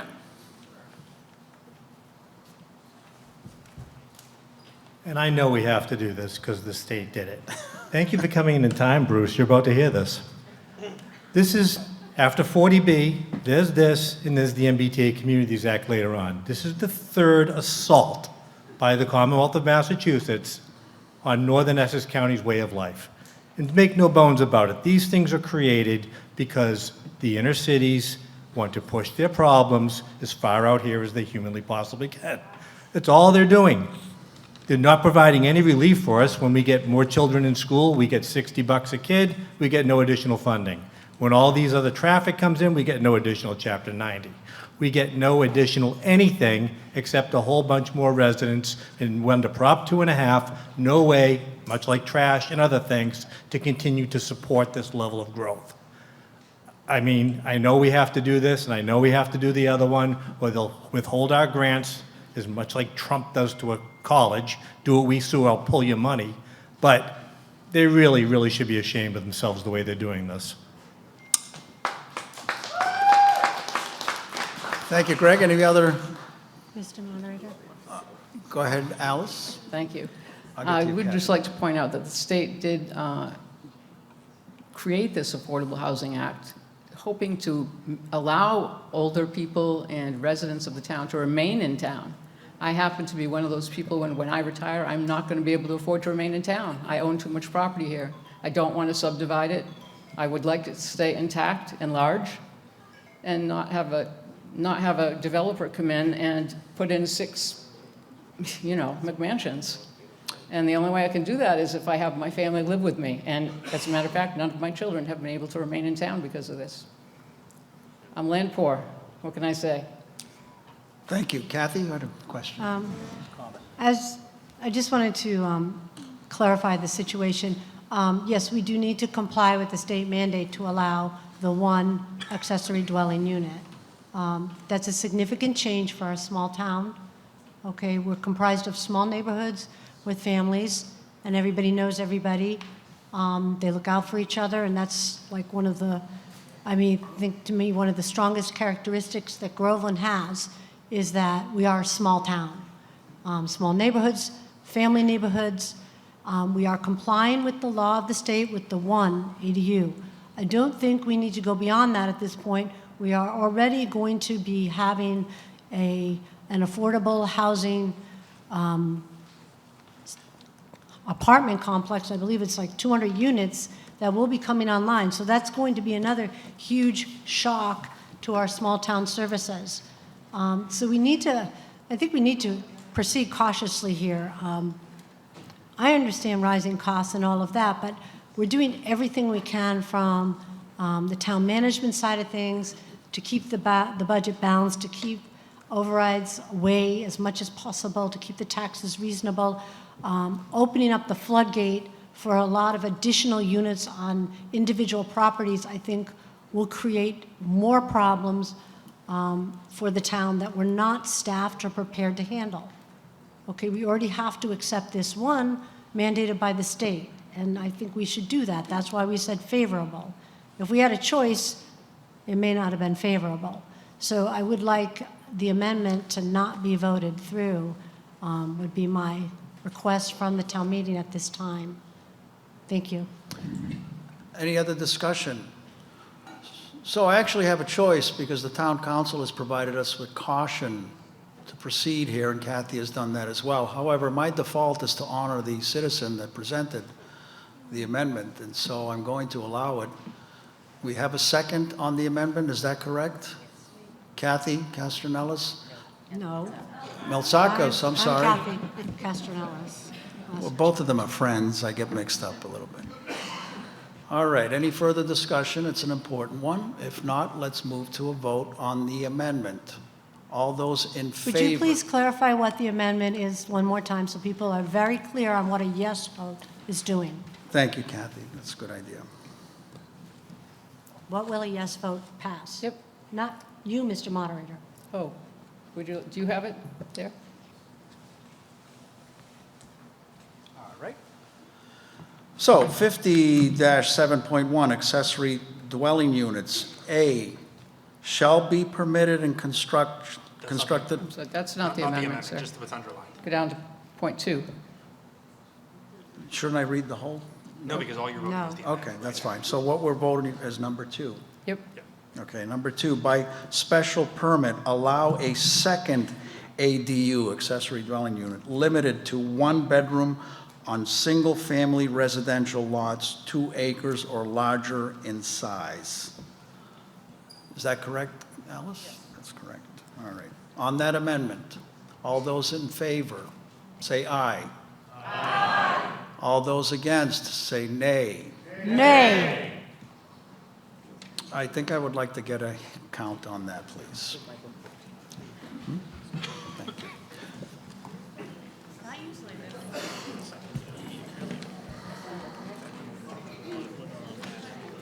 If you're in field, call for it.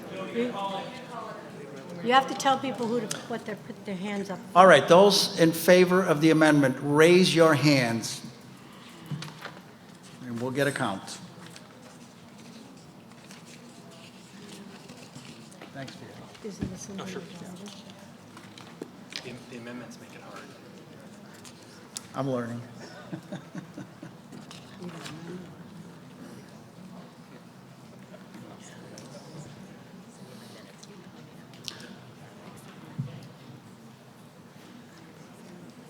All right, and I'll wait till you're ready. Did you vote?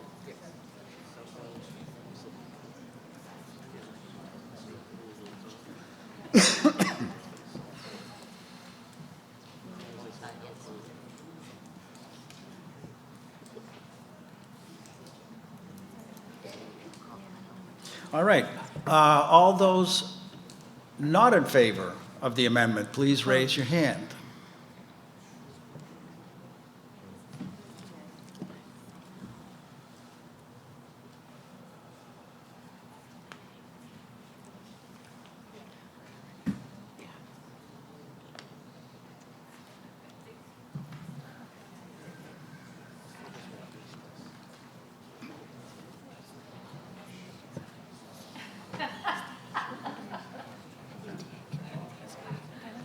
Did you get Kathy?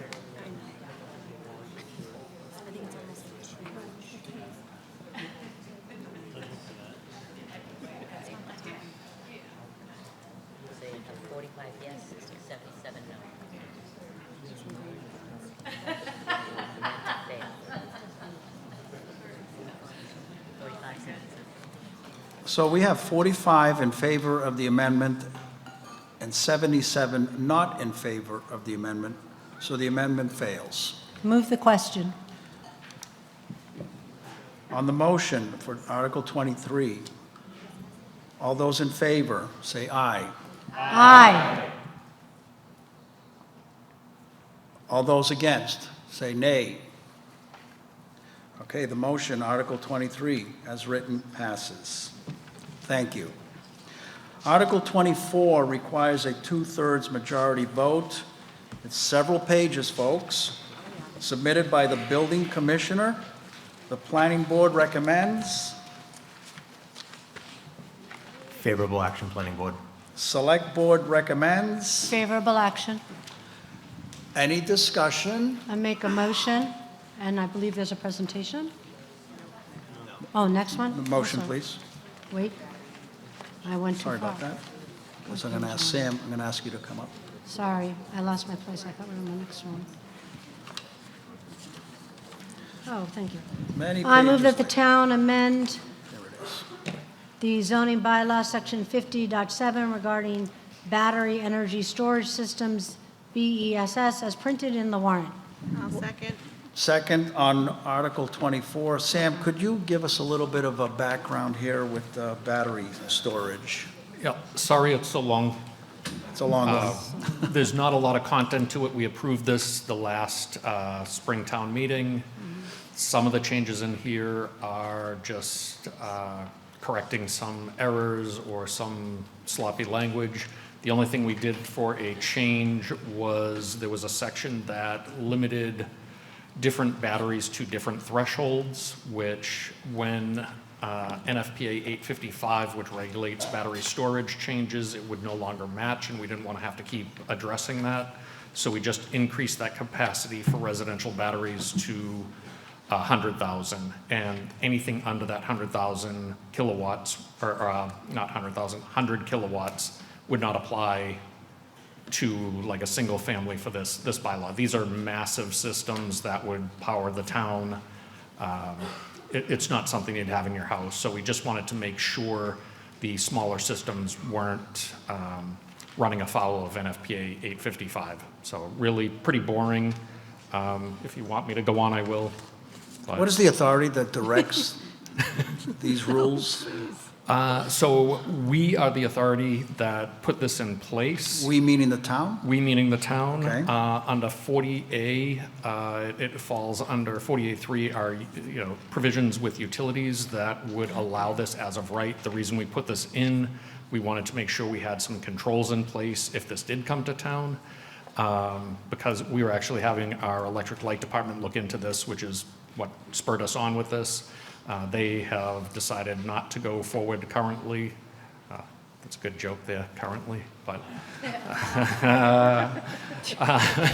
Okay, But, that's enough. All right. Anyway, I'll sit down. Thank you. Thanks, Sam. The lights are still on. We Yeah. appreciate it. All right, any further discussion on battery storage? Thank you, Sam. All those in favor, say aye. Aye. All those against, say nay. And the motion passes. Article 25 requires a simple majority. Was submitted by the Planning Board, the Select Board, Favorable action? Planning Board, Favorable action. Finance Board will weigh in also.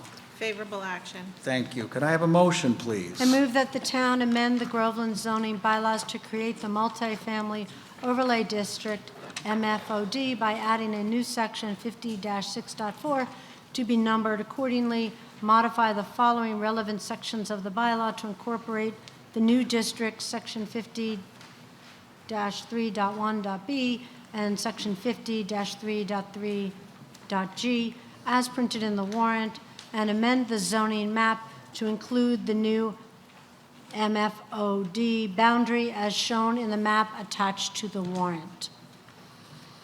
Okay, do I have a second? I'll second. Motion has been seconded. Do I have any discussion, please? Go ahead, please. Your name and address this time. I'm going to move this over here. Okay. Yeah. I agree. I don't like having my back to everyone when I do have to do a presentation. Not that I do this at all. Where do you want me to go? A little bit over here? Why don't you go right that over good? there? You're good. Go up here? Mr. Moderator, is that all right? All right. Yeah. Good evening, everyone. My name is DJ McNulty. I am the Planning Board Chair. I'm here tonight to just kind of give a review of this MBTA 3A zoning that's been going on. I'm sure a lot of you are here for that, one of the main reasons here. So we've done a lot of work to try to put something together, and what I wanted to do was bring something to you guys at town meeting to kind of describe what's going on. There's a lot of different points of view on this and the way people look at it. So I wanted to do a high-level summary for the townspeople to say, hey, this is what we see and what the decisions that we made and why we did it.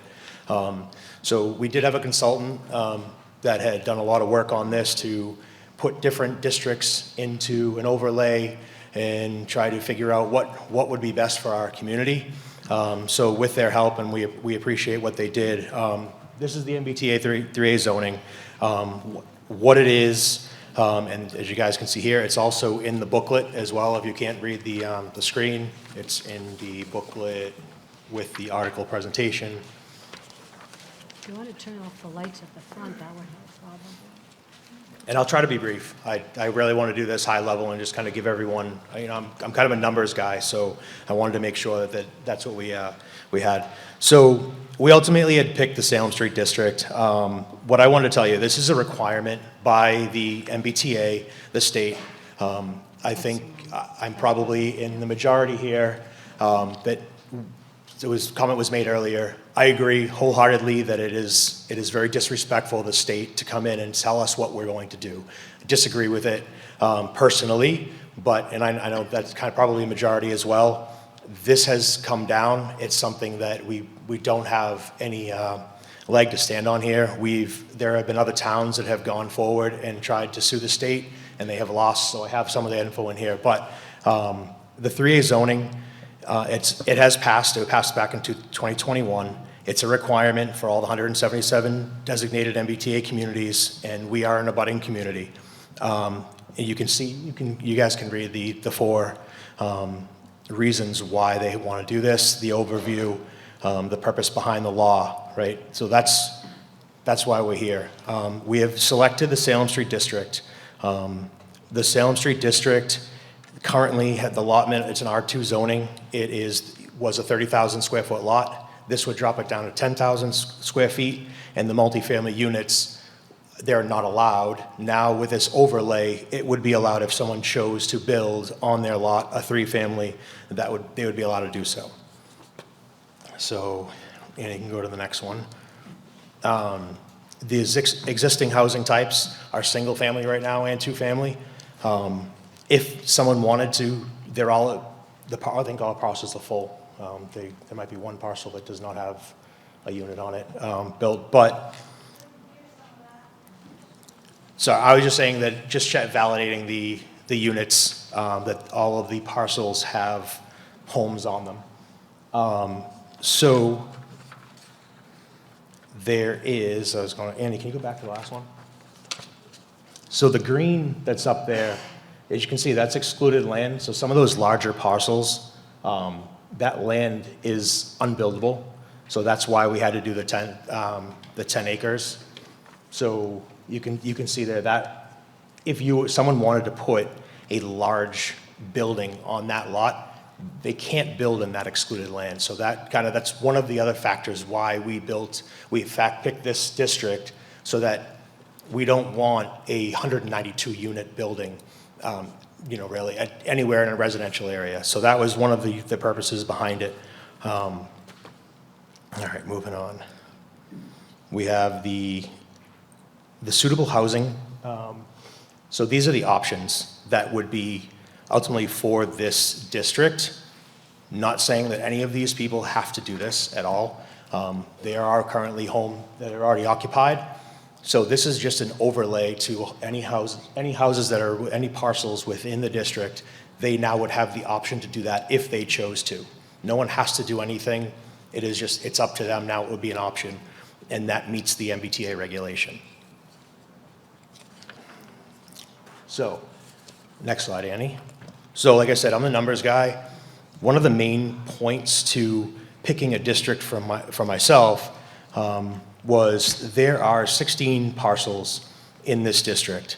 15 of them already meet the 10,000 square foot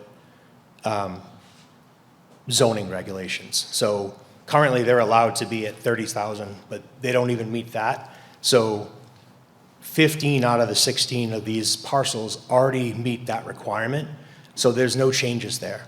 And again, it's just an overlay. So no one has to do anything to their land if they choose not to.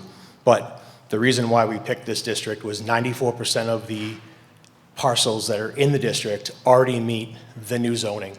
So there's no change whatsoever. There are some multifamily units, nothing that is of for the 3-family plus.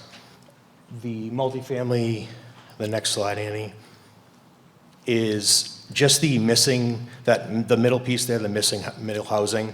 That's what the state is kind of showing, what affordable housing that they're looking for.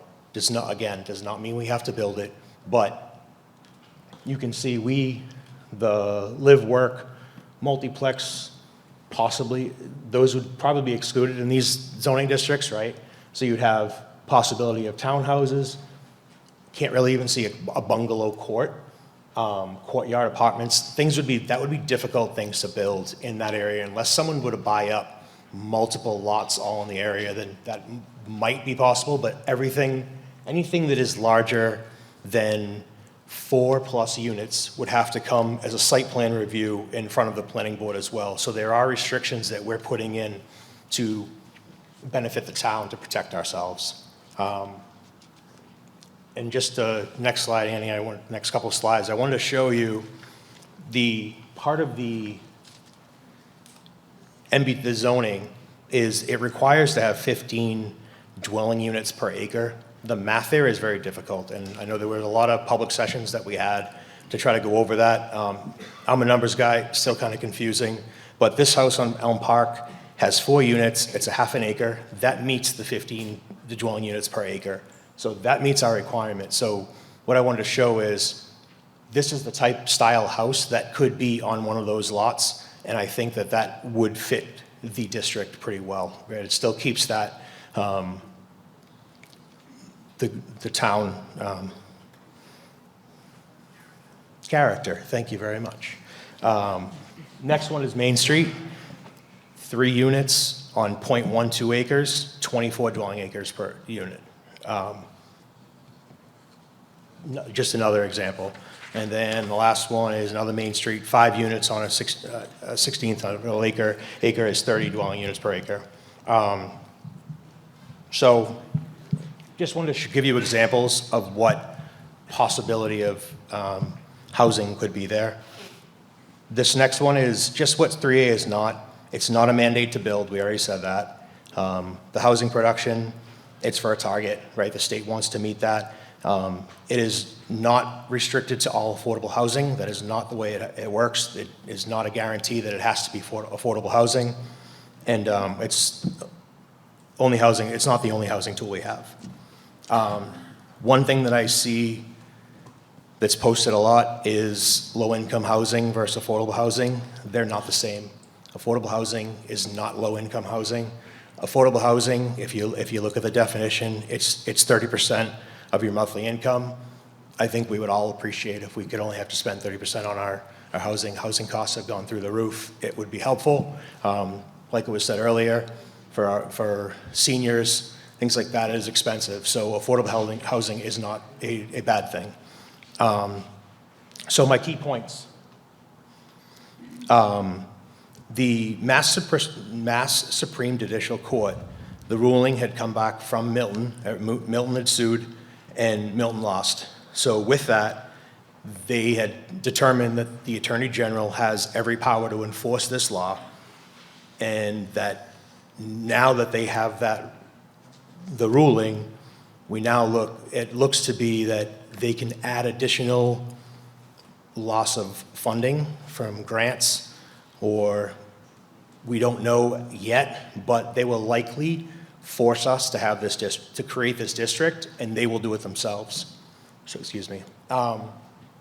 We won't have a say in where this district goes. So by us voting on this tonight gives us the ruling that where the district goes. If we vote it down, by the end of the year, if we're not in compliance, we will lose the possible funding, and then we know it's not possible. We know we would lose funding.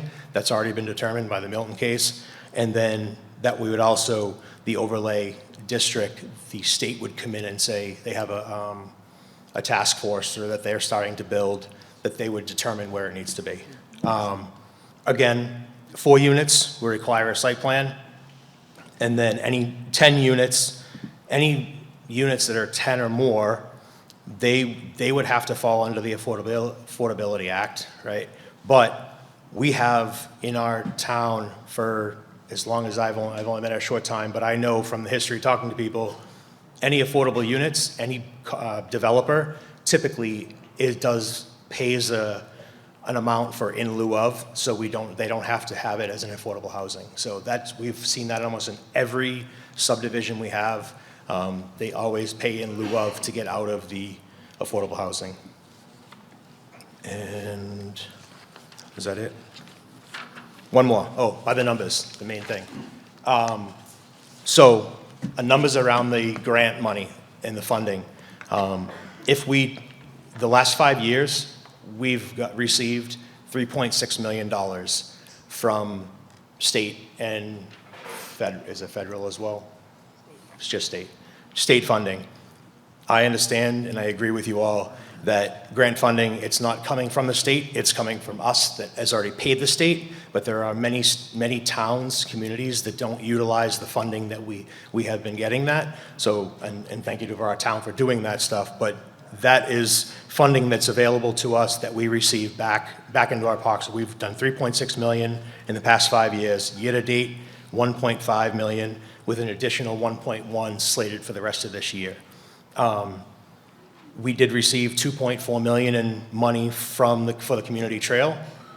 We probably would not have received something like that. And then we do know that the water treatment plant that is likely coming down the pipe, at $44.6 million, there is going to be some funding assistance. Well, they're looking into funding assistance there.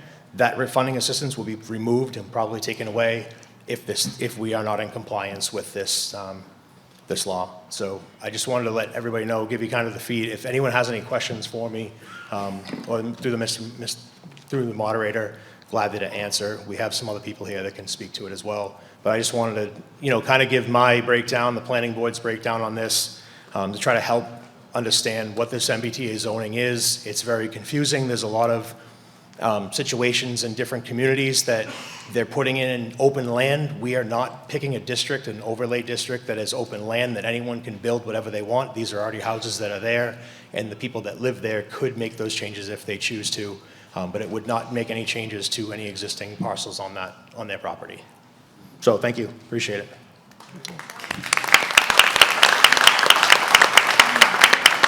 All right, folks, this is a big issue. So we had a motion, we had a second, and we had a presentation, but I haven't heard from the citizens, and I also invite any board or committee members that wish to speak to it. So let me start off first with folks on the floor. Kathy, go ahead. Kathy Melzakos, 10 Baldwin Terrace. Through the moderator, I'd like to ask Representative Tarr to explain to us why this is getting crammed down the throats of all of these small towns. He's looking around. That's a meeting by itself, Kathy. Mr. Mayor. Any other discussion? I know go ahead, sir.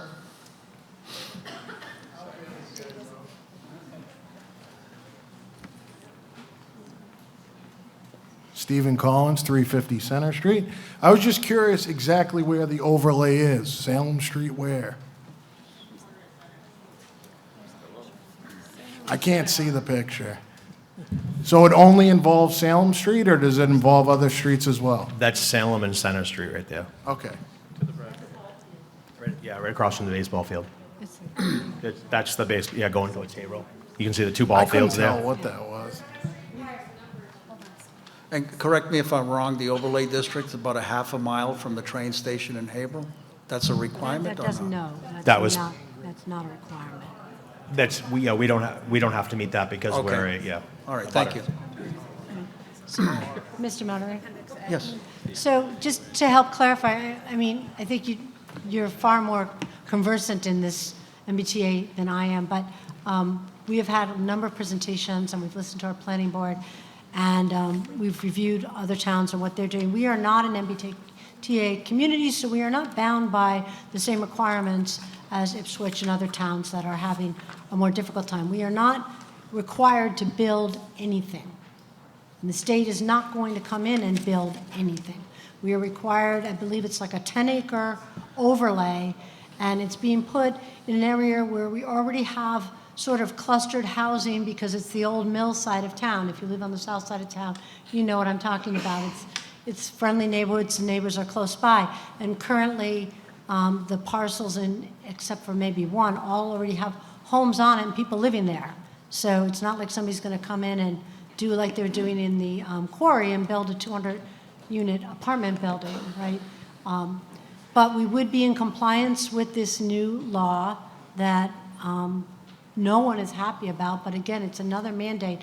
And we do rely very heavily on the grant funding in our town to fix our roads and sidewalks and just about everything, because taxes don't go as far, and we often have to reach out for grants, and luckily our town administrator is very, very skillful at grabbing up grants. So we have saved a lot of money by going through grants, and it would be a hardship for us to lose those grants. The only reason we'd want to do that is if this particular overlay was going to hurt our town. And at least from my perspective, from every presentation I've seen and everything that I've reviewed and looked at, I do not think this will harm our town. I think it will protect us from action by the state and allow us to continue to apply for and receive the grants that we need. Thank you. Yes, ma'am, please. If you can come to the microphone, your name and address, please, I appreciate it. With all these new homes, it's going to affect our school district. And we're going to have to build another school. No, the parcel, it's an overlay of an area that already has homes on it. So we're not anticipating any new homes being built. We're not anticipating that. Unless somebody buys property and flattens all these homes on the south side of Groveland, you know. Okay, So thank you. You're welcome. Good It is question. a very confusing topic. Yes. Yes, Chief. Bob Valentine, 12 Merritt Ave, also the fire chief. I have already received documentation from the governor, and so has all the fire chiefs in the Commonwealth of Massachusetts. If this does not get complied with by each town, we will no longer be allowed to accept funding under these grants. The fire department alone in the past 5 years that I've been chief has got close to $100,000 in grant money. We will lose that if we do not pass this. Thank you. Any other discussion or comments? Yes, sir, please, your name and address. Hi, I'm Ryan Lee from 5 Georgia Street. I'm going to offer a little bit of a contrary view. I think a lot of us around here are really concerned about housing prices. I think a lot of us are worried about, hey, our kids can't live here when they grow up, or as older adults age, they can't age in place. And this is, you know, I understand no one likes being told to eat the vegetables, and if you ate them on your own, Mom wouldn't have to tell you.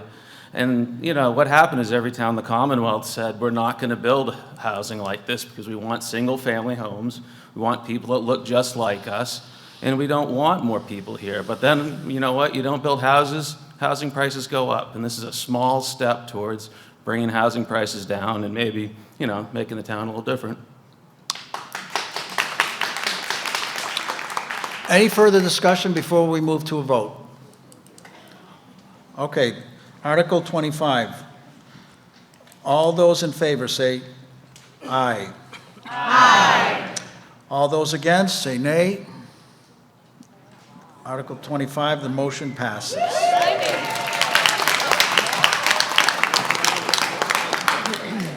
Thank you, that was complicated. I'm going to vote for you from town moderator, but I'm writing you in.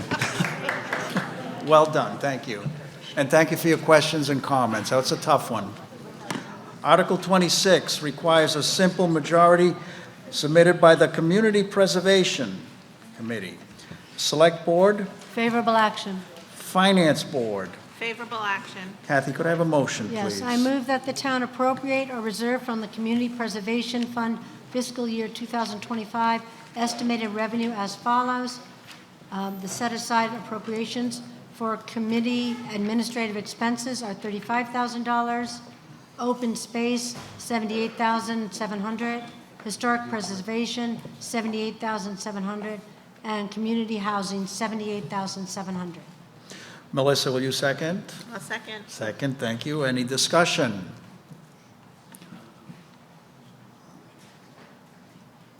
Anybody? No? Okay. All those in favor, say aye. Aye. Those against, say nay.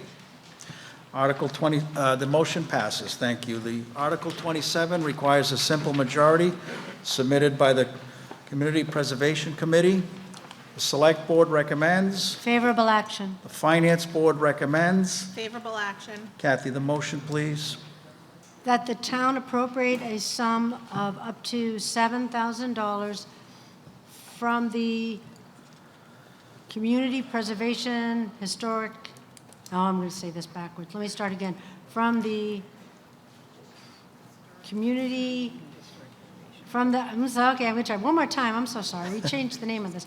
From the Historic Preservation General Reserve to support the environmental testing of 46 Washington Street per the application submitted and amended by the Community Preservation Committee. The project is to be managed by the Historic Society and overseen by the town administrator under the CPA category of historic preservation. Thank you. Do I have a second? Second. Any discussion? Let's move to a vote. Article 27. All those in favor say aye. Aye. Those against say nay. So this is general. And the motion passes. Article 28 requires a simple majority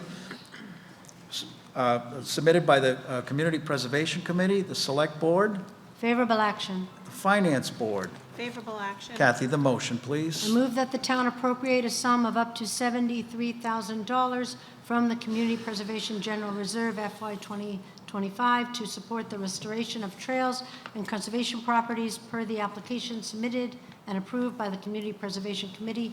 The project is to be managed by the Recreation Committee and Conservation Committee and overseen by the town administrator under the CPA category of recreation.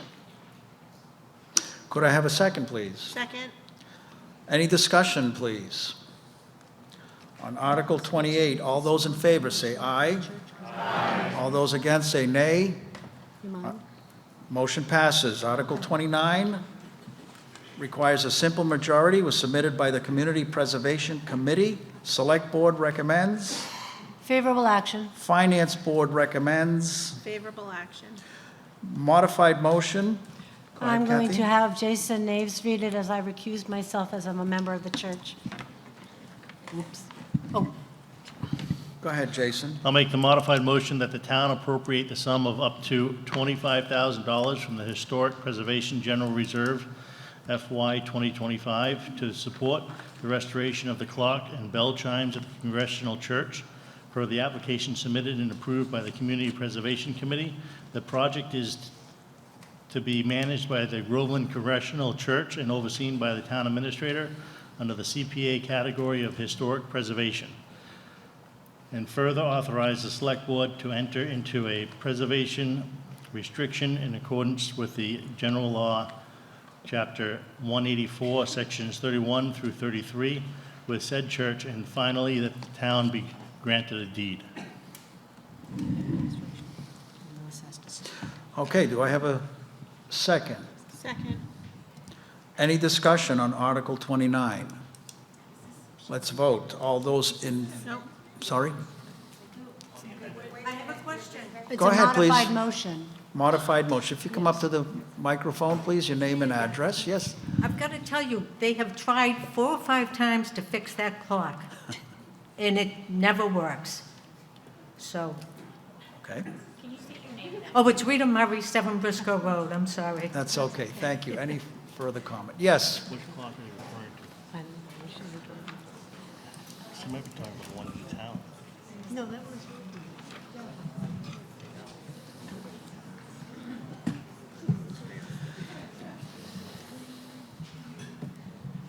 I want to change the channel a minute.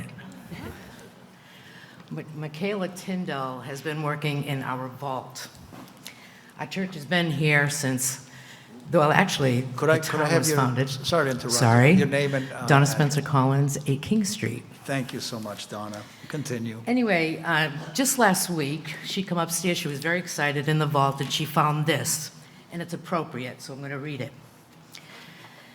It says that this town the town of, it's still too little. I'm a little nervous, believe it or not. At the time that the church was going to change from East Bradford, there was a number of things going on, and everybody had names they wanted to call it. And in this article, one of the original names was going to be for Colonel John Fairmont, and another one was it was going to be called Sumner. But there were 2 girls that were working at the post office, and they got a hold of the directory, and they were going through the directory, and they found this name, Groveland, and it from a town out west, and they loved it because at that time, this town was filled with many groves. So they talked to a Mr. William Lucy. He came into the office from his mail, and he was at that time in the prime of life and extensively engaged in manufacturing boots and shoes, and he employed a large number of men who was considered one of the most influential men in the town. And immediately, they told him what they had found, and he was very excited about this, so he headed out and he went to every house in the town the very next day, and he commanded a meeting be held, a commencement of the meeting, town meeting be held, and they voted unanimously to name this town 175 years ago, Groveland. This was in our vault. And so I want to just make you all aware that the church is literally in the footprint, the very footprint of all the original people here. And I know many of us don't know many of them there, but there's a lot of names that you know that are around this time. And one of the wonderful things about what we're going to be doing is the mechanism of the clock was originally installed in 1883. And yes, it's no longer able to be used anymore, but it's a beautiful mechanism, and we would like to donate that to the Haverhill Society because it's absolutely beautiful, but it doesn't work. And so that is why we're asking for these funds. But I thought we'd take a moment to just celebrate our 175th anniversary at this town meeting. Thank you, Donna. Any further discussion? Yes, ma'am. Your name and address again, please. It's Rita Murray, 7 Protocol, Briscoe Road. protocol. I didn't mean to downplay. Your name, please, in case Rita any... Murray, 7 Briscoe Road. Thank you. But I didn't mean to downplay the church, because I walk by that church all the time, and it's beautiful. And I've always felt bad. They spend all this money, and it just doesn't work. And I felt bad for the people that were paying all this money. It's not that I don't want the town to pay for it, I just hope it works. That's all. Understood. I'm sorry if I was abrupt. No, you were fine. Thank you. I value your input. And any further discussion? If not, we'll move to a vote. Yes, sir. Thank you. Robert Lay, 1 Georgia Street, Church Council, Groveland Congregational Church. A couple of comments I will make. We have had trouble keeping the clock running. About 20 years ago, we spent a significant amount of money, money that was left to us by families that used to attend, and we fixed the clock. We brought it out of the building, they refurbished it, they brought it back. You just can't keep it running. If you've ever been to a steeple, it's dirty, the wind's blowing through there, you just can't make it run. The other problem we have is it's run by 2 weights, huge weights, a couple 100 pounds apiece. We were told by the clock person that the weights were dangerous and we shouldn't be using them. So this is where we said, oh, what are we going to do? You need the weights to run the clock. So we went after an electric clock, okay, which is kind of the standard today. It's a clock movement. It's an electric clock movement that we can control. We can tell it when to ring. We can tell it to do all kinds of things. It will be, keep accurate time. This is really, really the right thing to do. This enables us to ring the bell. That's the problem. No clock, no bell. See? So the clock's coming out, and Donna said Haverhill Historical. We're looking to move the clock over to Washington Street, to the historical building, and we talked to Claire about this, if it will hold it. It's heavy. We're probably going to go to the 2nd floor. So we're talking about that. But this is about historical preservation. It is about everybody loves the bell. Chief Gillen's here. He's got the bell on his patch, for crying out loud, right? Am I not right? It's on town banners. It's everywhere. This is our bell, and we need to make it ring. I have a question for you. When you said "we" in the past, that was money that was funded by the parishioners of the Correct. church? Yes. Private donation? Because Yes. in this realm, we're asking for public funds to support it. So Correct. Thank you. Anything else? Thank you. No, Thank that's you. good. Thank you. Thank you very much. Yes, sir. Terry Graham, 16 King. When we moved in, loved hearing that bell at 8 o'clock in the morning, 8 o'clock at night. Please don't do it after 10 or before, or before 7 or 8. There you go. Is that an amendment? Please, go ahead. I've been working with Electric Time, which is a Massachusetts company. They're the ones that put the clock in the center of town. So in talking with them, and I said, what kind of control do we have? They said, do whatever you want. Most communities don't ring till 8 in the morning and turn it off by 9 at night. But we have that flexibility. We could ring it on the hour all the time, which is the way it was in the 60s. All right, I'm ready to move on with the vote. Is that acceptable to everyone? I think so. Thank you. All those in favor of Article 29 say aye. Aye. All those against say nay. Article 29 passes. Thank you. Thank you for your comments and education. Article 30 requires a simple majority submitted by the Community Preservation Committee. Kathy, motion, please. Favorable action. Finance Board recommends. Favorable action. Kathy, modified motion, please. Yes, I have a modified motion that the town appropriate a sum of up to $20,000 from the Affordable Housing General Reserve FY 2025 to support the creation of a home repair program and the development of affordable housing per the application submitted and approved by the Community Preservation Committee. The project is to be managed by the town planner and the town administrator under the CPA category of affordable housing. Do I have a second? Second. Any discussion on Article 30, Affordable Housing Home Repair Initiative? Go ahead, Greg, please. Name and address first. Greg LeBrecq, Baldwin Terrace. No problem with it, but we don't have a town planner, right? So the town planner and the town administrator is Rebecca? Okay. Two hats. Thank you, Greg. Any other further discussion, sir?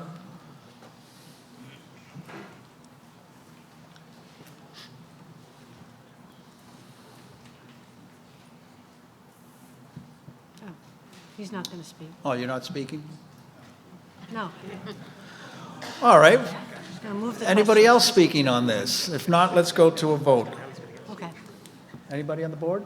No, we're good. Okay, great. All those in favor of Article 30, please say aye. Aye. All those against say nay. The motion passes. Thank you. Article 31 requires a simple majority. It was submitted by Claire Walsh.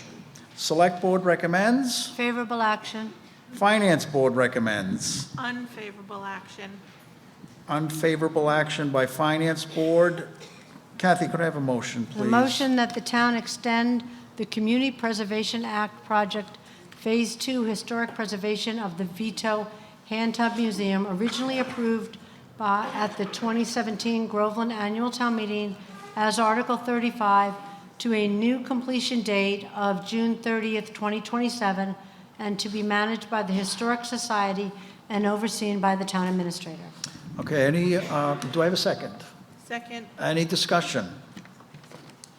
All right, let's move to a vote. Article 31, all those in favor, say aye. Aye. All those against, say nay. Nay. Let's do that again. All those in favor? Aye. All those against? No. I think the ayes have it. We have it. Okay. Motion passes. Thank you. We're moving into another category, appropriations. Big, bold letters. Article 32, submitted by the town administrator, requires a simple majority. Select Board recommends. Favorable action. Finance Board recommends. Favorable action. Kathy, can I have a motion, please? The motion that the town amend the Town of Groveland General Bylaws, Chapter 123, Section 11, by adding a new revolving fund to be known as the Pumpkin Fest Revolving Fund, as authorized by Chapter 44, Section 53E, or E and a half, of the Massachusetts General Laws as set forth below, and further to allow the town administrator to expend funds not to exceed $5,000 during the fiscal year 2026 from said account for expenses related to the annual Pumpkin Fest event. Do I have a second, please? Second. Any discussion on Article 32? Let's vote. All those in favor of Article 32, say aye. Aye. All those against, say nay. The motion passes. Article 33 requires a simple majority, submitted by the town administrator. Select Board recommends. Favorable action. Finance Board recommends. Favorable action. Kathy, the motion, please. I move that the town amend the Town of Groveland General Bylaws, Chapter 123, Section 11, by deleting the Bagnell Summer Program Revolving Fund as authorized by Chapter 44, Section 53E and 1/2 of the Massachusetts General Laws. Second, please. Second. Any discussion on Article 33? If I just could to, Please. we're not eliminating the summer program for the children. We're moving it, the YMCA will be running the program, so there's not necessary for the town to collect the money anymore. The YMCA will be housing the program here at Bagnell, as it always has, and they will be fully collecting the funds and paying for the activities. Based So on the that clarification, any Yes. questions or comments? Thank you, Kathy. Sorry to interrupt you. Go ahead, Greg. Hi, Greg LeBrecq, 11 Baldwin Terrace. This was a long-time program within the town, and it actually made us a bit of money. If the YMCA is going to run it at Bagnell, are they paying rent for the purpose of using this building? Yes, And that'll go to the general fund as an offset? yes, And it meets the requirement of the lease with Pentucket that says the town of Groveland runs the program. Have you talked to the school district? There is nothing noted in the. I don't think they'll say no. I'm just saying you might need to clean up the lease, too. they're aware of our Could you speak into the mic a little bit? Yeah. The lease that we have with the Bagnell Elementary, with the Pentucket Regional School District does not mention the summer program in terms of the length of the program operation. So we're still in compliance with the lease because camp is still operating out of the Bagnell Elementary School per the regular operation that we would have if we were running the program. Okay, thanks. Any other discussion or comment on Article 33? Yes. Go ahead, please. Diane Plantamura, 22 Mill Street. So will the YMCA continue to prefer the children of Groveland and students of Groveland to just the general public, like the summer program used to do? yes, Absolutely. yes. Okay. Any further questions or discussion? Okay, let's move to a vote. All those in favor, say aye. Aye. All those against, say nay. Article 33 passes, thank you. Article 34, submitted by the town administrator, requires a simple majority. Select Board recommends. Favorable action. Finance Board recommends. Favorable action. Kathy, the motion, please. That the town set the annual spending limits for the 7 revolving accounts established in the general bylaws for fiscal year 2026 as printed in the warrant. Second, Second. any discussion on Article 34?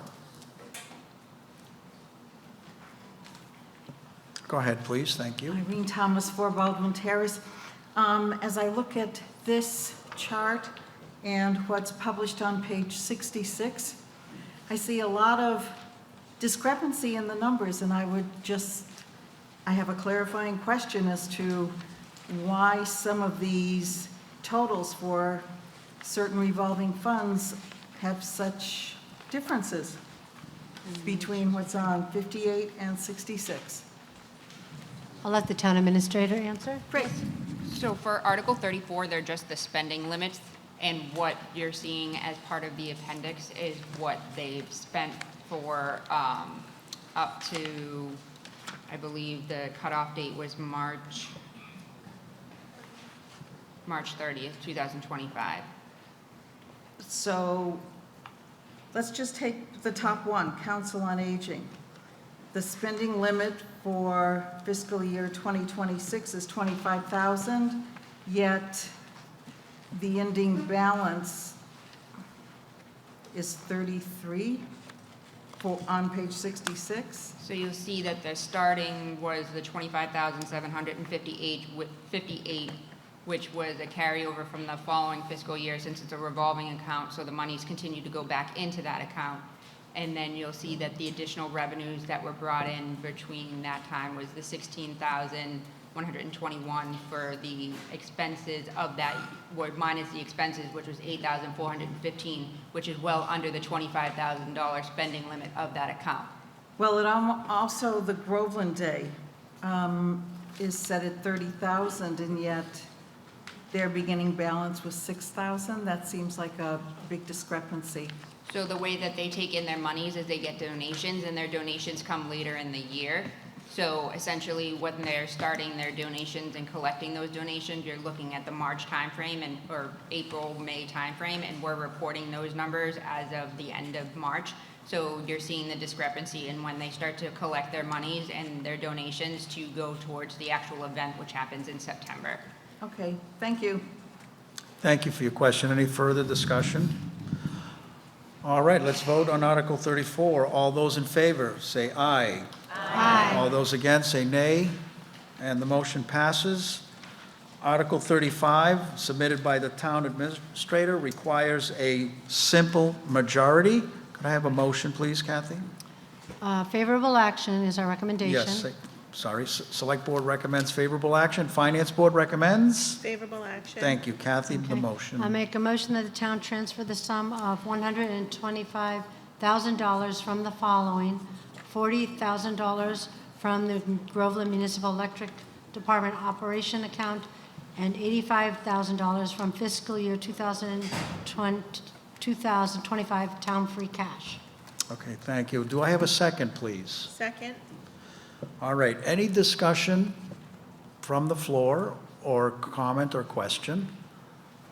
All right, this is the appropriations part of the warrant, so it's a lot of numbers here. And if you have any questions, we certainly have some expertise. Kathy, you have a question or a comment? And that's Kathy Meltsakos.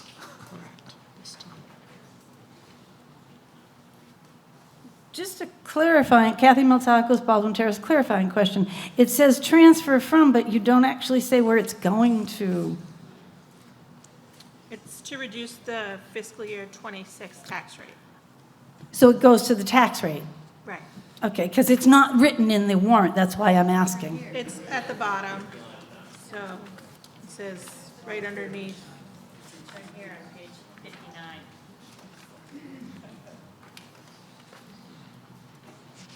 Okay, yes, sir, did you have a question? Okay, very good. Anybody else from any board or committee? Okay, very good. I'm going to move to the vote. On Article 35, all those in favor say aye. Aye. All those against say nay. And the motion passes. Article 36, take a look at it if you have the warrant. There's 3 pages, a lot of numbers. So if we need to go a little slow, if you have any questions, we'll do that. It requires a simple majority. This was submitted by the Select Board. The Select Board, Favorable action. the Finance Board. Favorable action. Okay. I'll The make a- motion, please. I make a motion that the town transfer $779,896 from free cash to the following accounts: $80,000 to the stabilization fund account. I'm not going to read the account numbers if that's okay. $80,000 to the capital stabilization fund. $50,000 to the municipal building improvements account. $5,000 to the MS4 stormwater permit account. $5,000 to the personnel buyback account. $68,960 to purchase a line cruiser for the police department. $10,230 to purchase library shelving for the replacement project at the Langley Adams Library. $126,300 to purchase a track loader for the highway department. $53,611 to purchase an asphalt hot box for the highway department. $57,000 to purchase a Kubota tractor for the highway department. $67,700 for facility improvements to the Bagnell Elementary School. $115,000 for the repurchase of recycling totes. $2,000 to be placed in an interest-bearing escrow account for the maintenance of turtle habitat as required by the Natural Heritage and Endangered Species Program mitigation requirements for the construction of the community trail. $20,000 to fund the 175th anniversary parade event. $24,095 to the Bagnell Summer Program Revolving Fund for fiscal year 2025. $15,000 to fund the pedestrian sidewalk enhancements on Route 113 for fiscal year 2025. And that completes the motion. Thank you, Kathy. Do I have a second? Second. Okay, folks, any questions or comments?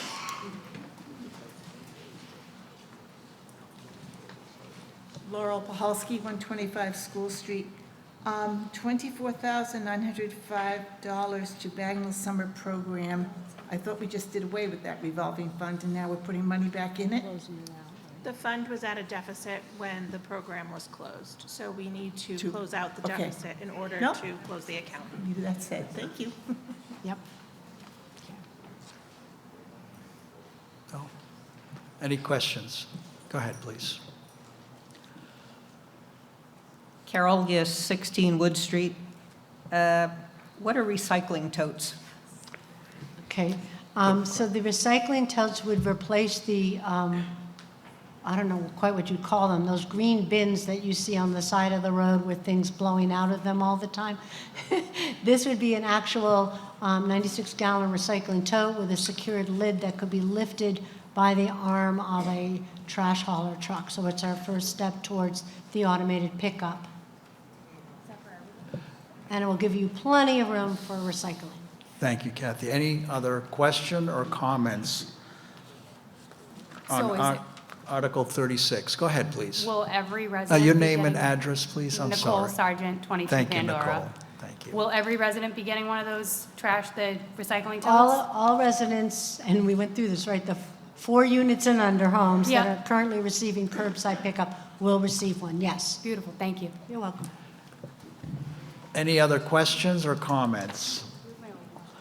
Okay, let's move the question to a vote on Article 36. All those in favor, say aye. Aye. All those against, say nay.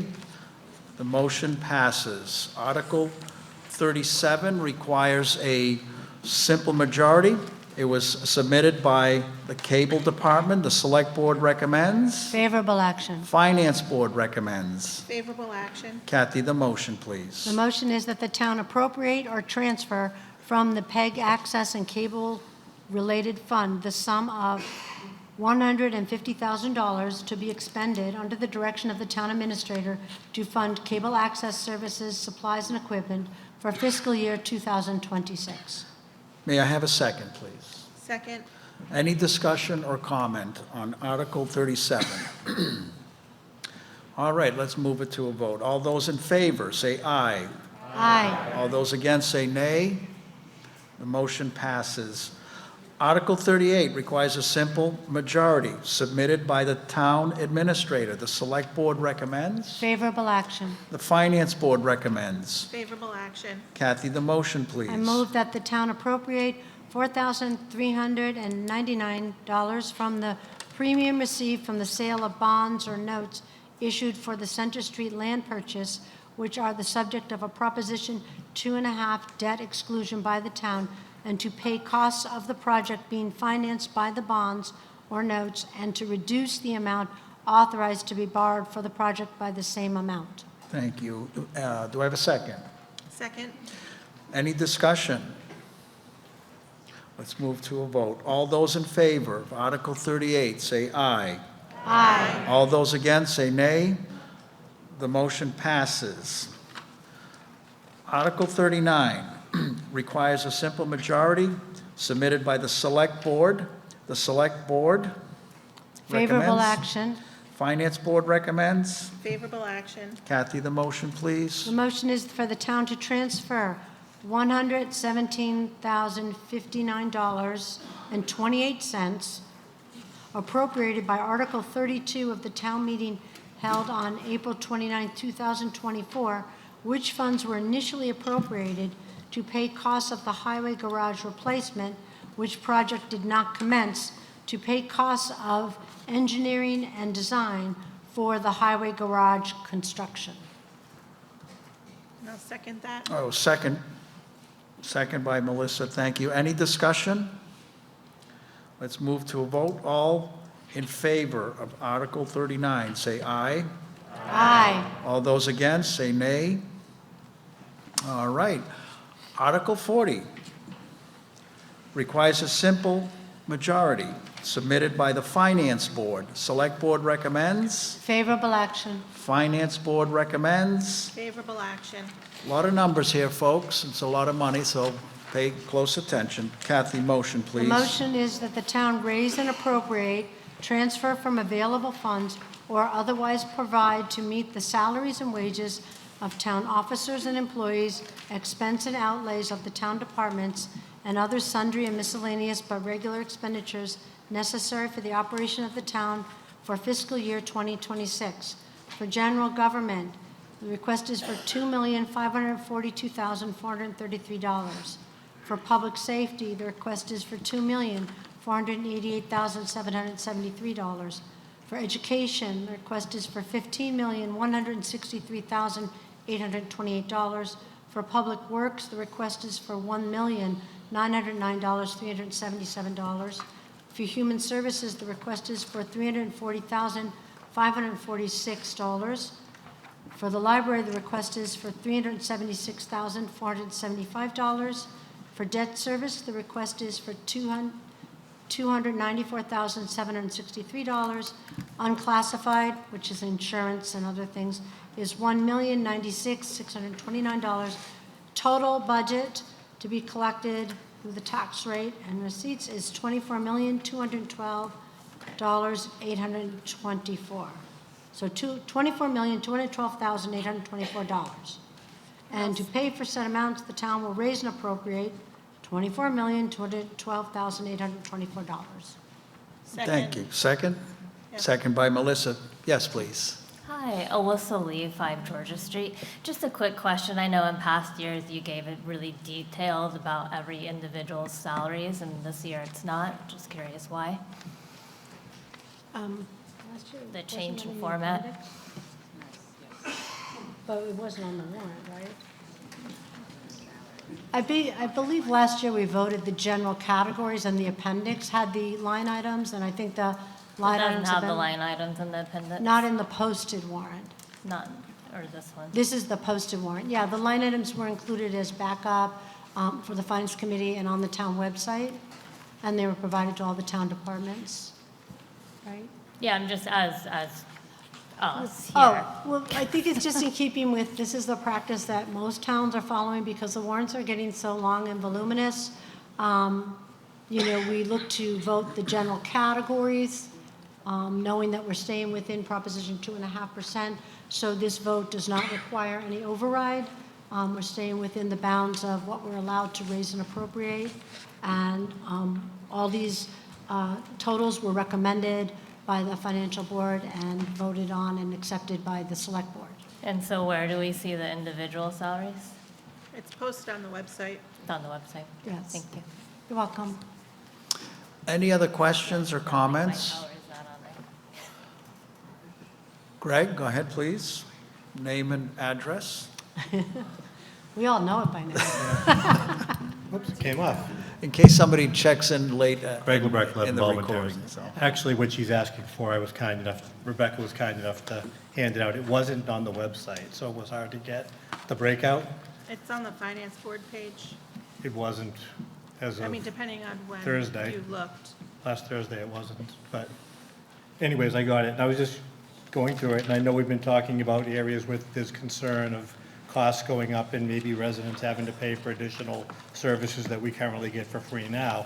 And I was just going through it, and I was just curious. It looks like, if I'm wrong, we're hiring 3 new employees that we didn't have last year, and we're picking up about $100,000 in additional computer hardware maintenance. I was wondering if you could comment on any of those two items. Well, in general, I can tell you that the reason, and this is the reason we don't do the line item at the town meeting, oftentimes in an effort to reduce costs and become more efficient, and as you know from being our finance director for years, we consolidate. So technology was consolidated into a singular budget. So it's not a new number. It's everything moving into a new, all the technology budgets from all the individuals being put in one place. And if any positions are being hired, they're probably positions that we didn't fill the prior year because we've been short-staffed forever. Okay. Okay. But I do kind of agree that we should probably put this in the future. I think in an We can appendix- print out 99 pages, 3 Yes, more we isn't going to can, kill us. yeah, we try to provide everything we can. This warrant, especially with all the bylaws and zoning, was extensive. Thank you. Yes, but we hear your concern. Any other questions or comments on Article 40? If not, we'll move to a vote. All those in favor, say aye. Aye. All those against say nay. The motion passes. Article 41, submitted by the Finance Board, requires a simple majority. Select Board recommends. Favorable action. Finance Board recommends. Favorable action. Kathy, the motion, please. The motion is for the town to fix the salary and compensation of all elective and appointive officers of the town for the 12 months ending June 30th, 2026, fixing of salaries according to Articles number 40, 42, and 43. Okay, do I have a second? Second. Any discussion, questions? Article 41, all those in favor say aye. Aye. All those against say nay. All right, congratulations, folks. Appropriations is very big, so thank you. We're moving on to the Enterprise Fund, the last 7 articles. Article 42 requires a simple majority. It was submitted by the Water and Sewer Commission. Select Board recommends. Favorable action. Finance Board recommends. Favorable action. We have a modified motion. Kathy, please. The modified motion is that the town raise and appropriate the sum of $1,741,934 to fund the Water Department salaries and expenses for FY 2026, and said sum to be offset by fiscal year 2026 Water Department revenue. Second? Second. Okay, second is made. Any comments or questions? Any discussion by anyone? Okay. Article 42, all those in favor say aye. Aye. All those against say nay. And the motion passes. Article 43 requires a simple majority. It was submitted also by the Water and Sewer Commission.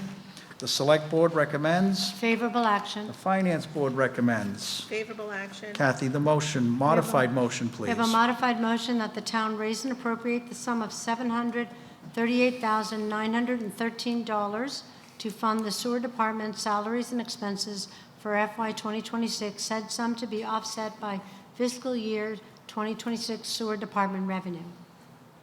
Do I have a second? Second. Any questions or comments?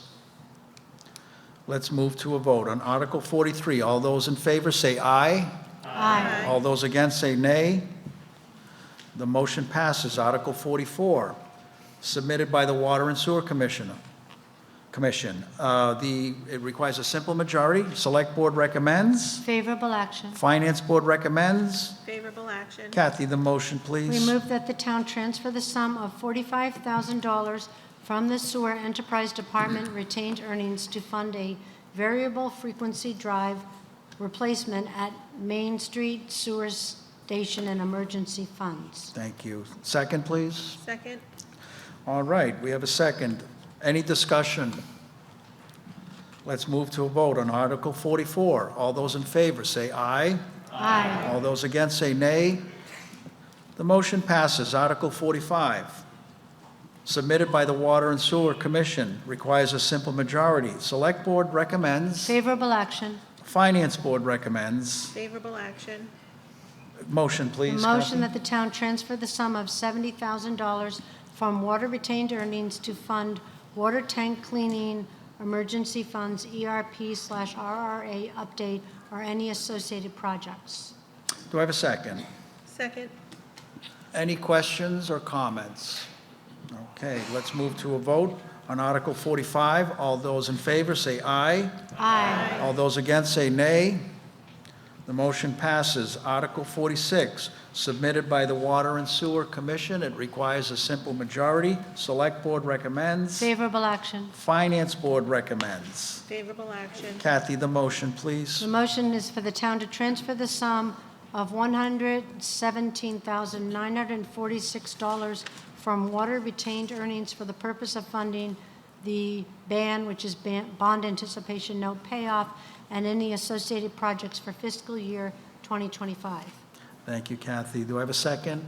Second. Any discussion? Let's move to a vote on Article 46. All those in favor say aye. Aye. All those against say nay. The motion passes. Article 47 requires a 2/3 majority, also submitted by the Water and Sewer Commission. The Select Board recommends. Favorable action. The Finance Board recommends. Favorable action. Kathy, the motion, please. The motion is that the town votes to reappropriate and transfer the remaining $466,754.80 balance of the borrowing authorized by Article 41 of the town meeting held on April 24th, 2023, which funds were initially borrowed to pay costs of a new water supply source, which project is hereby abandoned, for which no liability remains, to pay costs of water main replacement, including the payment of costs incidental or related thereto. Thank you, Kathy. Do I have a second? Second. Any discussion, questions, comments? On Article 47, all those in favor say aye. Aye. All those against say nay. The motion passes. Article 48, our last article. Congratulations. Requires a 2/3 majority vote. It was submitted by the Water and Sewer Commission. The Select Board recommends. Favorable action. Finance Board recommends. Favorable action. Kathy, the motion, please. The motion is for the town to appropriate $44,600,000 to pay costs of engineering, design, permitting, and construction, and equipping a water treatment facility and related, what's that word again? That's the word I've stumbled on. Opportunities, such as, but not limited to piping, including the payment of costs incidental or related thereto, and to meet this appropriation, the town treasurer, with the approval of the select board, is authorized to borrow said amount under and pursuant to General Law, Chapter 44, Section 8, and/or Chapter 29C of the general laws, or any other enabling authority, and to issue bonds or notes of the town, therefore, that the treasurer, with the approval of the select board, is authorized to borrow all or a portion of such amount from the Massachusetts Clean Water Trust established pursuant to Chapter 29C, and in connection therewith to enter into a financing agreement and/or security agreement with the trust, and otherwise to contract with the trust and the Department of Environmental Protection with respect to such loan and for any federal or state aid available for the project or for the financing thereof, and that the Select Board, Water and Sewer Board, or other appropriate local body or official is authorized to enter into a project regulatory agreement with the Department of Environmental Protection to expend all funds available for the project and to take any other action necessary or convenient to carry out the project. Thank you, Kathy. Do I have a second? Second. Any discussion or comment on Article 48? It's a lot of money. Yes, please. Catherine Booth, 33 Seven Star Road. I know there's a lot of information here, which is helpful, but could somebody maybe just explain, I know on the sheet it says that this year at a minimum we'll be funding the design, engineering, and permitting, and this would equate to approximately $32.50 per water bill. Just a little more explanation as to kind of the process of, you know, how many years this may take, or what portion of the $32, how long we'll be paying for that, or I assume it's going to go up more. Can anybody answer that question with some authority? Yes, he's here. Knowledge? The tall. Please state your name and address. Thank you. Colin Stokes, Katie Lane. So basically that $30 will cover the design, engineering, and permitting of the facility. The overall project, the loan will be a 30-year loan. Right now we're accepted for $15 million through the state revolving fund, and we have to reapply each year for that. Part of the design, permitting, and engineering will be a rate study that will tell us how much the rates will have to increase to cover the total cost. Colin, for the record, could you state what your position is in the town? Water and Sewer Superintendent. Thank you. Any questions or comments?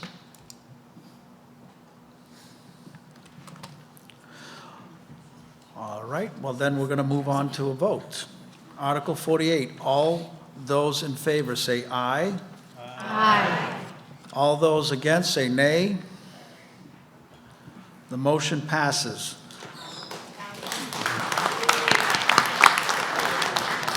So unless town council tells me otherwise, I believe that I have the authority to just dissolve the meeting. We don't have to make an adjournment. So. Make a motion. I think we Make a motion, or? We don't? You can entertain a motion or just Okay, declare it. then I'll entertain a motion. I don't, I make, Motion to would anybody adjourn. like to make a motion to close the meeting? Motion to adjourn at 9:19. Dissolve, we want to dissolve it. Do I have a second? Second. Does anybody object to that? Thank you very much. Have a good night, thank you.